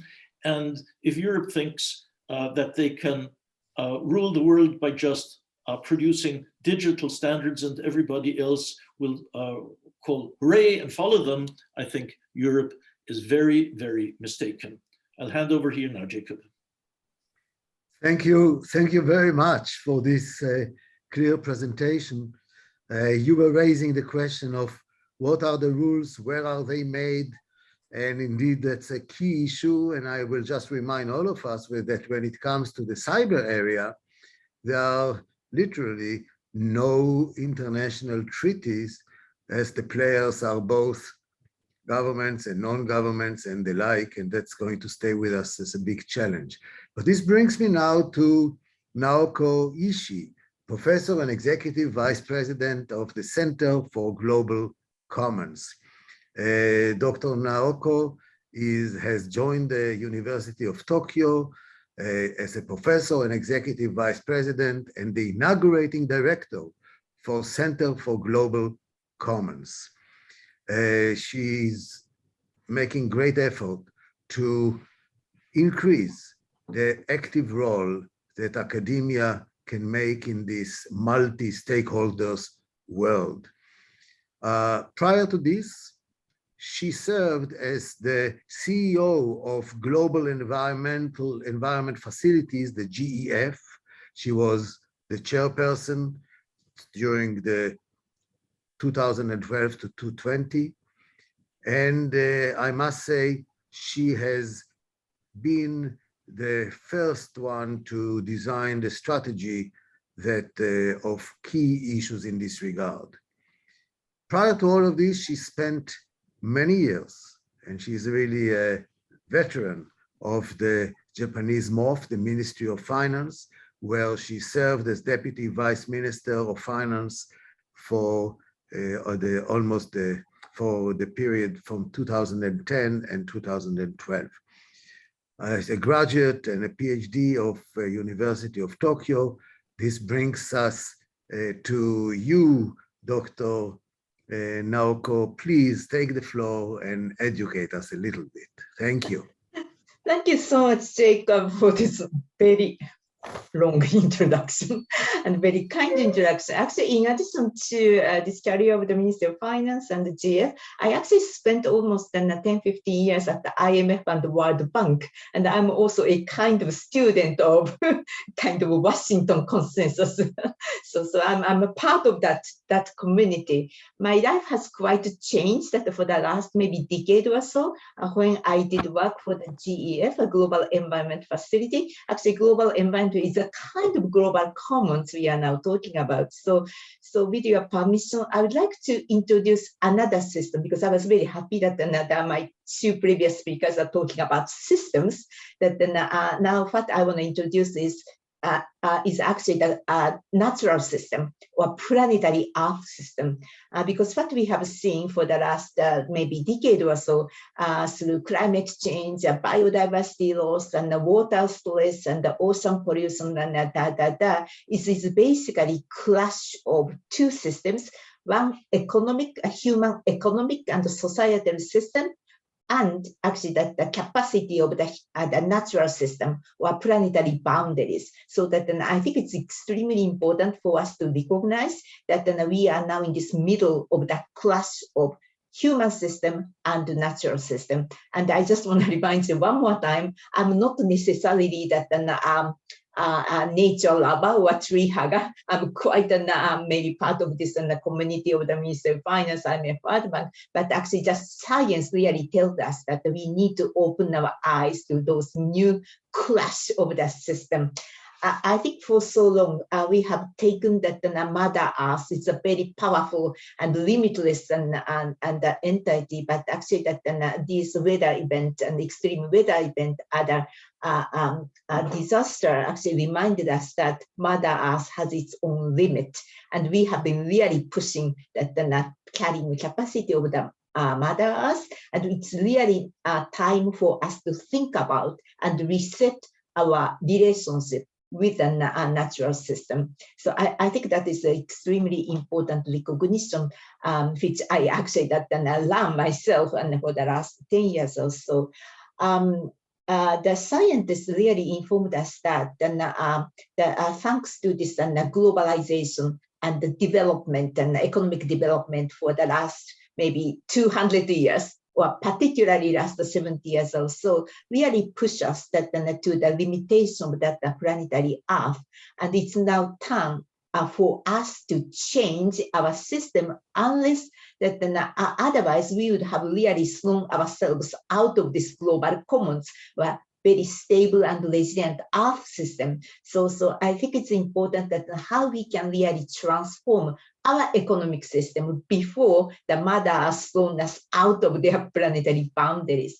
I think that that recognition by economic decision makers is extremely important before it gets too late. So that the current economic system is really pushing so much of the pressure, and through GHG and the emission, that the biodiversity and the land and the ocean and those important planetary Earth system, which is providing the foundation of our economic development. Now it's really time for us to transform our economic system. So that is maybe my first point, that how we can really do it to transform the economic system. The one way to think about is how to put the price on those externalities. In the past, our current economic system really didn't price that externalities, and so that we just use that or overuse those natural capital as much as we wanted, as if they are limitless. Now that the Earth is telling us there is a limit. So one way to transform our economic system is how to internalize those externalities so that our economic system doesn't really breach that planetary boundaries. So that's number one. So that is, to me, the first global commons we need to really think about. The second global commons is, as the previous speaker already mentioned, it's more like an human solidarity or the societal solidarity. Again, that we haven't really recognized too well about the human capital or societal capital, which is also very much the foundation of our global prosperity. Now that those social solidarity has been broken so much, it's time for us to think about how to actually nurture it. So these are two important global commons on which our economic prosperity really hinges on, and how we can really transform ourselves so that we can set the relationship, our relationship with nature, our relationship with the society. The COVID-19, which is a kind of overarching the theme for the last 2 days, is actually the manifestation of this problem of global commons, or actually that we are not managing a global commons that well for two reasons. Why the COVID-19 actually took place is, I know that Jacob and I actually sat the same independent panel, high-level independent panel for the financing global commons of COVID-19. But the fundamental reason why we have this zoonotic diseases very recent, frequently for the last 2-3 decades is that our economic system has brought us too close to that natural system. That's why that we have gotten so much of diseases from that wilderness, and that is really the manifestation of our economic system colliding with the natural system. And another important manifestation of this and the global commons and issue COVID-19 brought is that we have been struggling, and I and Jay going through this panel, that how to fix this global commons crisis. And it has been exceedingly difficult for us to convince the finance ministers that in order for us to save ourselves, a small amount of resources or investment for preparation, the preparedness really save us a lot in due course. But it has been quite challenging that to convince the finance minister that for that kind of a resolution, or actually that a solution. Then what should we do to address those global commons challenge or global commons crisis? And do we really have a good governing mechanism to reset our relationship with those natural system or social, the public or solidarity? My honest sense is that after working for the Ministry of Finance and IMF and the World Bank, and actually that from the GF point of view, working for this international treaties, my absolutely honest reflection is that the current system based on the intergovernmental the system has become quite obsolete. And we really need to think about how to get out of this obsolete system and how we can create the new governing mechanism to really steward the global commons. The COP26, the last and earlier this month, is quite interesting from that point of view. That the treaty-based conclusion is considered to be a kind of failure, or is it a mixed bag? But then outside this negotiation, there are quite a number of very impressive achievements by multi-stakeholder coalition led by states, leading the countries, but also very advanced airline to the business leaders and the CSOs, the consumers and the investors and the financial sector coming together to create the solution by bringing themselves together to address some specific issue, be it it's a deforestation issue, be it it's a battery issue, be it it's a mobility issue, be it whatever the important issue. I think that we need to really to think it very, very seriously what would be the best way to govern those global commons, knowing that or understanding that the intergovernmental system has become quite obsolete, and what we are trying to do is requires much broader system and the system to bring those key stakeholders together beyond just a nation, beyond national border, beyond this current international system, and how could bring those stakeholders and leaders together to address those global commons issues. So let me stop here. Back to you, Jacob. Thank you. Thank you very much. This was, again, like everyone else, so excellent presentation. And thank you so much for reminding me about your IMF background. In fact, I have a soft point in my own heart that in the second half of the 80s, I used to be the economic counselor and head of research of the IMF. And indeed, this was the period in which the Washington Consensus had its heydays and formation. You mentioned several important points which we should record. One of them is preparedness, because there is a consensus. And I think that one of the points that Mark Carney has been making for many times in the financial area, we were caught unprepared systemically. And I think that in this regard, the forward element, the building forward better title, this is exactly the recognition how important these things are.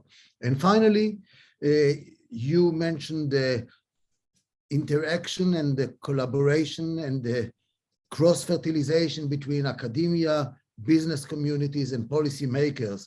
And I know that those are exactly the three groups that the G7 report that was given to us earlier was following consultation with all the three of them. So there is a recognition that the optimal approach cannot be done by a single country or only by governments, but rather the stakeholders are much wider. And this brings me to our last panelist, in fact, our host country, and coming from a segment which is extremely important, the financial segment. The most past crisis on the economic front recognized that the Achilles heel of resilience in the financial side has been the financial industry. And this has to do with the debt, with regulation, with supervision, the financial markets, and the like. We have with us, therefore, the best person for this job, Paolo Garona. He has been the Secretary General of the Federation of Banks, Insurance, and Finance since almost the last decade, a full professor of political economy in the Luis Guidi Carli University in Rome. He was Director General of the National Association of Insurance Companies, ANIA, and Chief Economist of Confindustria. Formerly, he has been Director General of the Italian National Institute of Statistics and earlier Deputy Director General of the OECD, responsible for three important sectors: labor, social affairs, and education. And when we talked about resilience, those were key elements in the social resilience part of our discussion. So you really come to us very well equipped to fill up that particular segment of the conversation. After all, fintech is a new concept. It is challenging both traditional banks and traditional financial industries. How does it work? Please close the loop for us, Paolo. The floor is yours. Thank you very much, Jacob. I must say it's really nice to be back here in Naples, present here. And I regret, Jacopo, that you and the other panelists are not able to be here, because you see, when you are in Naples, when you breathe the air of Naples, you are bound to think differently and to see the world in a different way. And we need to think out of the box in dealing with the topic of this important session, which is really governance, management of the global commons. Now, what is the feedback, the impression I get? I get a glimpse of hope, because I am convinced we are on the eve of a new renaissance of multilateralism that will have to lead ultimately to a new configuration of our world order or disorder that we live in. Now, you may think this is far-fetched, this is unrealistic, probably you're right, but I think we have no alternative, because we either fly high on this or we risk of crashing. And I think, therefore, we need really to do our best to accelerate reforms and to accelerate the new configurations. Now, I will try to describe the contour of this new configuration by drawing on three important lessons learned from the present crisis, which in my view set the policy agenda for the resilient global economy of the present and of the future. Well, let me start with global commons and global public goods. I mean, we have learned from the pandemic that global commons and global public goods do exist, and they pose tremendous threats and risks, but also opportunities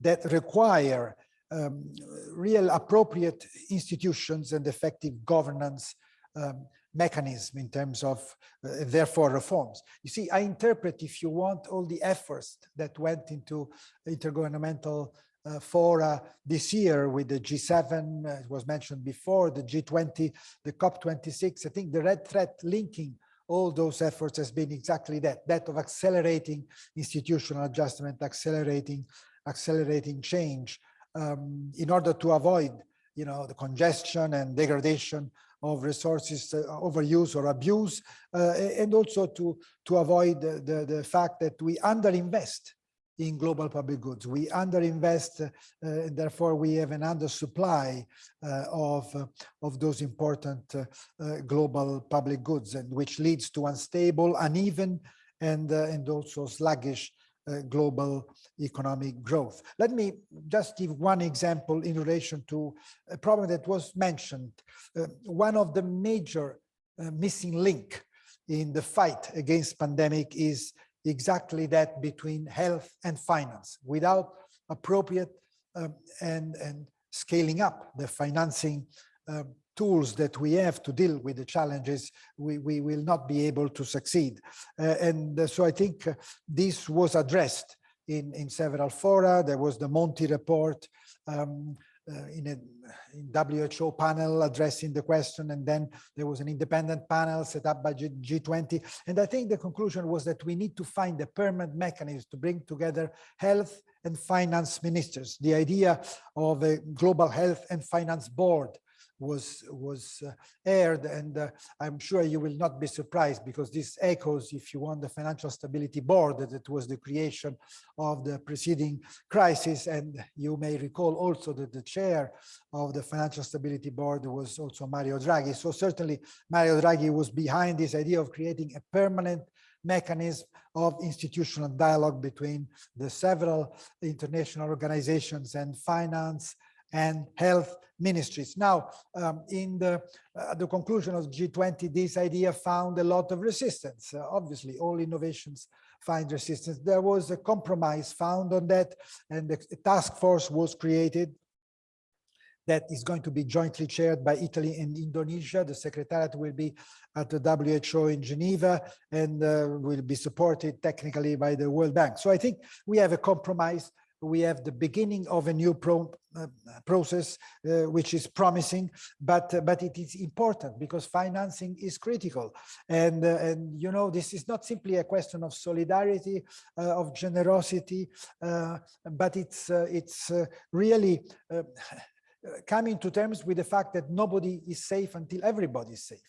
And so I think we need to do something to really bring to fruition the commitment that was taken with the Rome Declaration and with the G20 to vaccinate 40% of the global population within this year, and then vaccinate 70% of the population of the globe by next year, which is, you see, a very bold commitment, but that has to be honored.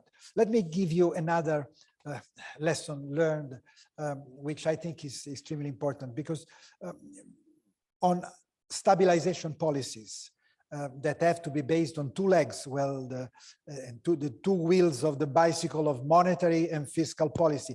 I think there has been, in the response to this crisis, to the pandemic crisis, considerable progress in relation to what we have seen with the previous crisis, the financial crisis. We have seen, for instance, in the EU, that not only we have had expansionary monetary policy, over accommodative monetary policy, but also we have launched bold new initiatives in terms of common fiscal policy, the Next Generation EU, the SURE program, the issuing on common debt, the beginning of a euro-safe asset, and the financing of the national recovery and resilient plans as an incentive to domestic reform. So I think we definitely have had, in response to this crisis, a more effective response that we had in the previous crisis. And we have learned, for instance, that incentives are much better than sanctions, and policy negotiations are much better and work much better than rigid algebraic rules, the so-called Maastricht criteria. But where is the problem? The problem is that this applies to the developed world. This has not applied and does not apply to the developing world, because there we have problems of liquidity, of financing payments, financing balance of payment disequilibria, financing imports. We have constrained fiscal capacity. We have limited access to capital markets. We have a limited amount of foreign currency reserves. So I think this may lead to an uneven situation and creating new divides in the world. There has been an important development that has to be welcomed, the decision that was taken at G20 first and then at the IMF to issue an unprecedented amount of SDRs, or special drawing rights, 650 equivalent of US dollars. This is really, the scale of a Marshall Plan. Is 1% of global GDP, so it's important. But now this firepower has to be brought at disposal of where it's needed, and it's needed in the developing world. So the problem is the allocation. So far, the allocation is the traditional one, according to capital keys, according to IMF quota. So this goes only in a too small part to where is needed to the developing world. Now, there have been ideas, let me quote, for instance, the excellent paper by Barry Eichengreen on how to deal with this problem. How do we allocate this considerable amount of resources to deal with this possible new divide? Either to create a dedicated COVID fund with limited conditionality linked to health, for instance, making sure that these funds are used for vaccines or for health systems, or, and this idea is, I find it's even more important, particularly speaking with a Euro-Mediterranean perspective, try to recycle SDRs from the countries to regional development banks. Using regional development banks that are closer to communities, closer to countries, and that can disperse more quickly the funds than top-down from the IMF. I think we have in Europe excellent institutions. We have the EBRD based in London.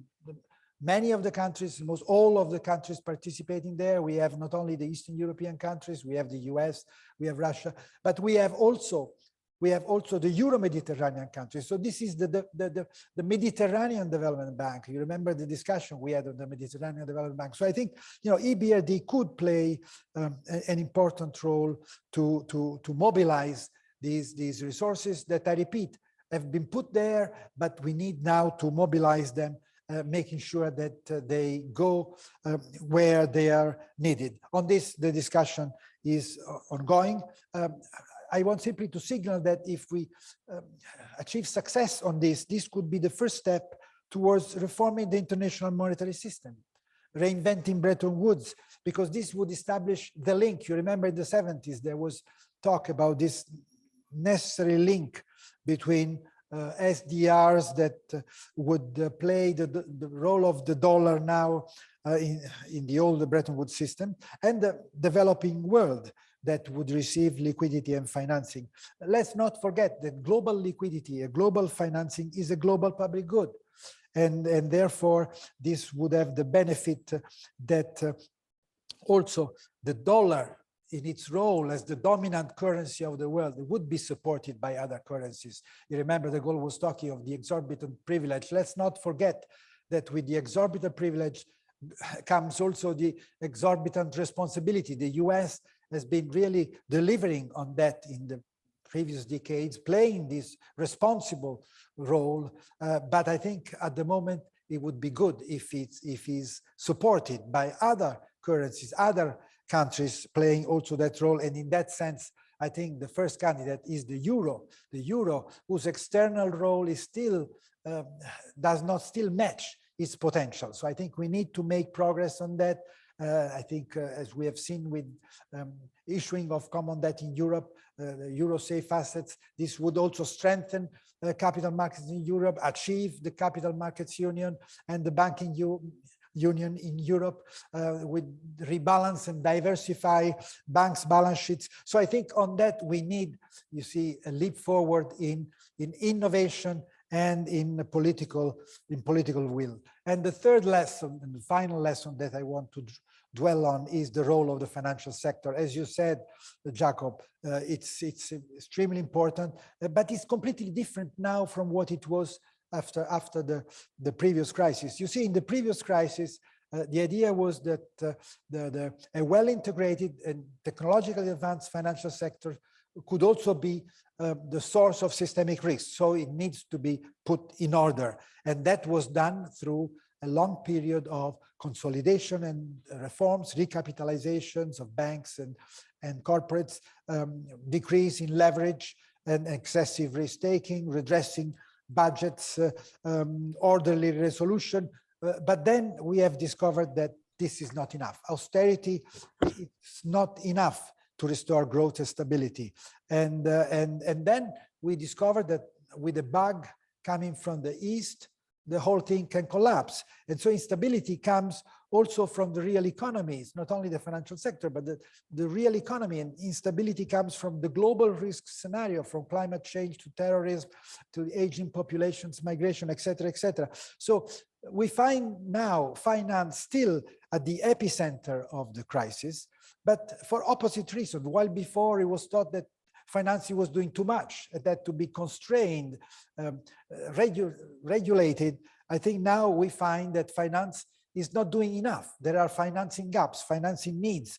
The IPCC in its report estimates that we need $90 trillion in the next 15 years to really come to terms with net zero transitions. We need 950 billion a year dollars for biodiversity. We need billions of dollars for vaccines, the ACT accelerator and COVAX. We need filling the funding gap on SDGs, Sustainable Development Goals. So we need financing to channel the resources who are there, because we have resources, we have liquidity, we have savings, but we need to channel liquidity savings where they are most needed. So I think, you know, there is now a call to arms for the financial sector. The financial sector has responded positively, but we need also to be realistic and to enable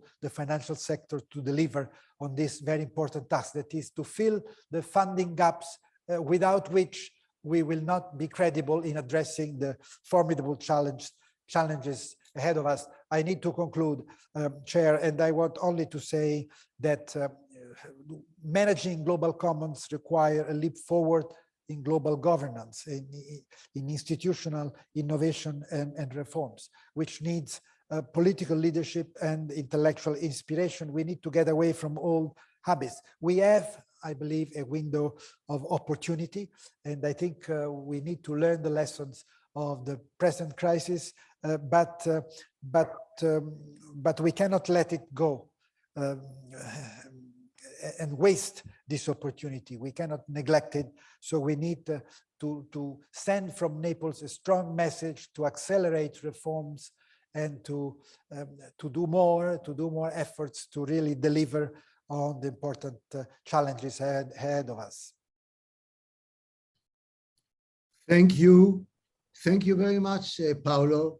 This was again a masterful presentation of the key issues, and it only shows how interconnected the issues are and how wise the organizers were to put you all in the same in the same panel. I wonder if there is anyone who wants to jump in and add additional point from the panelists. Please let me know. Raise your hand so I will know. Well, it looks like all of you, oh yes. Naoko, please, you can make a remark. I can tell you that after this session, which is the very last session, either somebody from the organizers will come in and then we will be able to say thank you, or if nobody does, then we will be able to say thank you. Okay, Naoko, the floor is yours. Thank you so much. I was quite kind of daunted by that the last speaker, Paolo, and saying there's a financial gap of done. It seems that all resources really have to go to fund this and the gap in the global commons. But how we think that that the flow of the funds going into the right direction, to me, as I briefly mentioned in my maybe 5-10 minutes, that I think it's important that this signal needs to change so that the financial flow can actually, that the finance can flow very naturally to the place that it should go to. And the one of the problem of this global commons is that the global externalities that is not really is not priced right.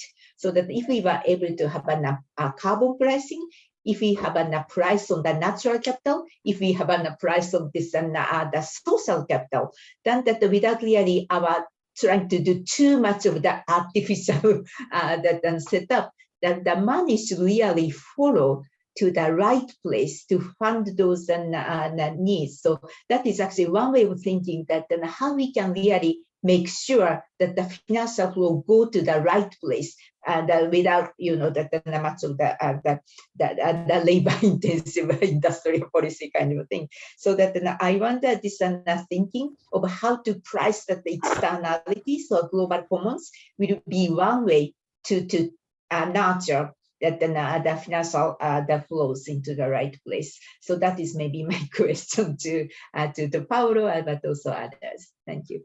Well, thank you for bringing up this this question, because this is the economist in you that really emphasizes the very valid and correct point, because we can all share in objectives, but the very fact that we are talking about public goods, that we are talking about externalities, this poses the challenge of how do we internalize those externalities, because without doing so, we will not solve the problem. And the mechanism to do it is with the appropriate pricing. Now, but when we come to the appropriate pricing, as all of us have recognized, it is becoming going back to the political arena.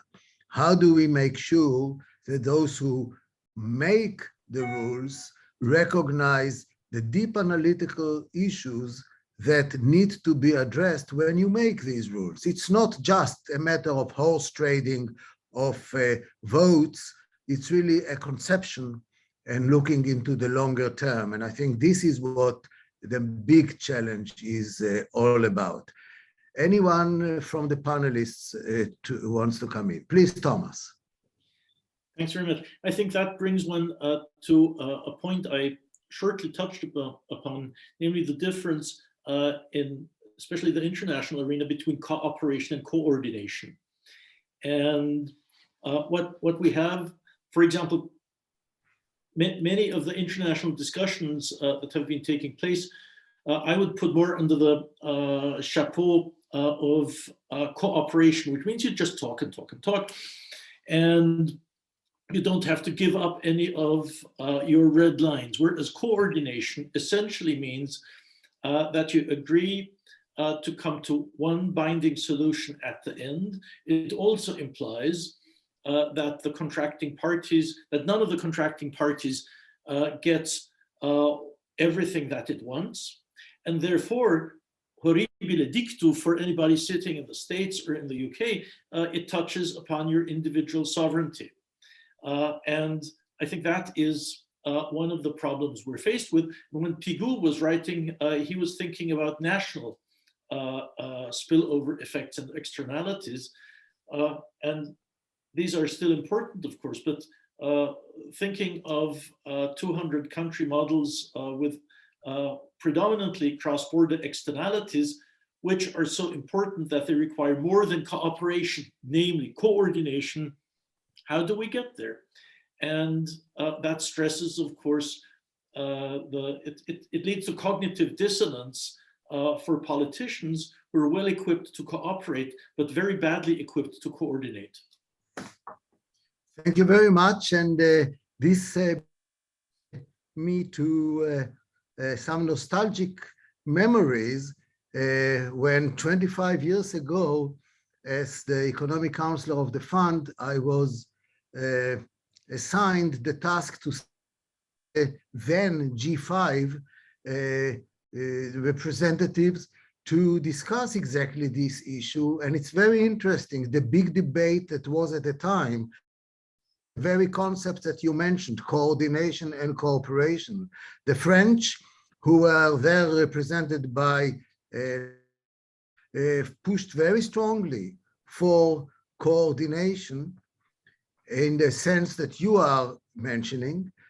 And on the other side, where the Germans at the time by Hans Dittmeier, who insisted that we are really talking about cooperation, because no country, of course, can be acting on the interests of others.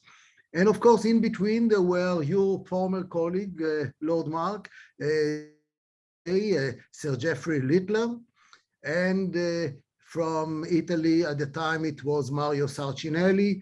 And the debate at the time was exactly cooperation, coordination, and in the early days, I should say, won the day.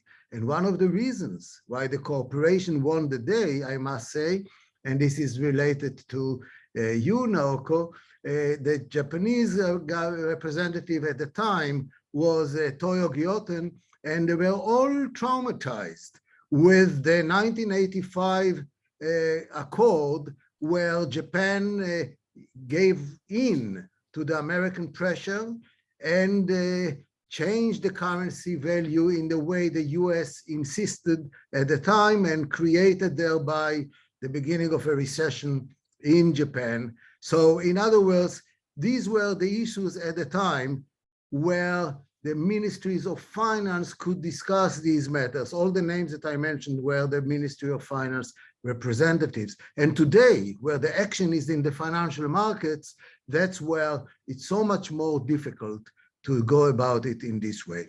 Let me close the nostalgic element here. Anyone to add? I think that my friend, who wants to take the floor and conclude this part of the discussion? Over here in Naples, I think. Yes, exactly, Paolo. Yes, I'm here. Oh, yeah. So I have you, Mark. Good time. Thank you. Yeah, thank you so much, Jacob. I think it's a good time to conclude. I just want to thank you and all the panelists of this last session on resilience and global common, to thank for your participations. Here in Naples, we are going to also conclude the conference. And I was just wanted to say a few words for our co-organizer here on behalf of SRM, Massimo De Andres, and all his team for making this event possible here in Naples, and our partners, including you, Jacob, and you, Jacob Zuckerman Institute for Global Economics, my colleagues Henning Vopel with CEP. We were very pleased to welcome all of you in terms of hybrid format or face-to-face. And over the last 2 days, what was striking to me was a feeling about unevenness, about where are we heading, feeling about optimism. Paolo mentioned a new renaissance. We talk about the inferno. But it reminds me also, because we are in Italy, and we all know here the credibility of the current Prime Minister Mario Draghi, former president of ECB, and Jacob, and a lot of you remember in 2012, where we were at the peak of the Eurozone crisis. Everyone was mentioning how this crisis can be over. You remember a couple of words that changed the fate of Europe and the euro, with this whatever it takes, and believe me, it will be enough. And when you start to think about the current crisis, this is ongoing crisis. We are not, unfortunately, in the post-pandemic world. We are still dealing with a crisis, with a pandemic. And when you start to think about how can we end this crisis, because this is a health crisis that has major consequences for the global economy, we all know that there is only one instrument to deal with this crisis. This is vaccination, not vaccination for only the advanced countries, but for the whole planet. So until we are that in place, we are going to face global supply chain disruptions, inflation, and other challenges. So yes, I think we have to call for an arm. I think our whatever it takes moment will be really to vaccinate the planet, that I think will end this pandemic. And from there, we can really go and focus our efforts, for the next one that is going to be more challenging. But we can clearly see here a consensus to build a world that is going to be more green, more digital, more inclusive, and more sustainable. So we hope that Naples was this call, to build a better world for all of us. We cannot, with all these uncertainties, that we will meet definitely next year, hybrid, whatever, but in a place that we can reconvene, the dialogue of continents. We realize that this is more than ever needed. We need to talk among different continents. And I want to thank all of you again for your participation on behalf of my colleagues here, and we look forward to seeing you in person for our next conference Dialogue of Continents. Thank you very much and welcome again for 2022. Thanks. Thank you. Let me just say, okay, goodbye and everyone. Bye-bye. Great, thank you. Thank you.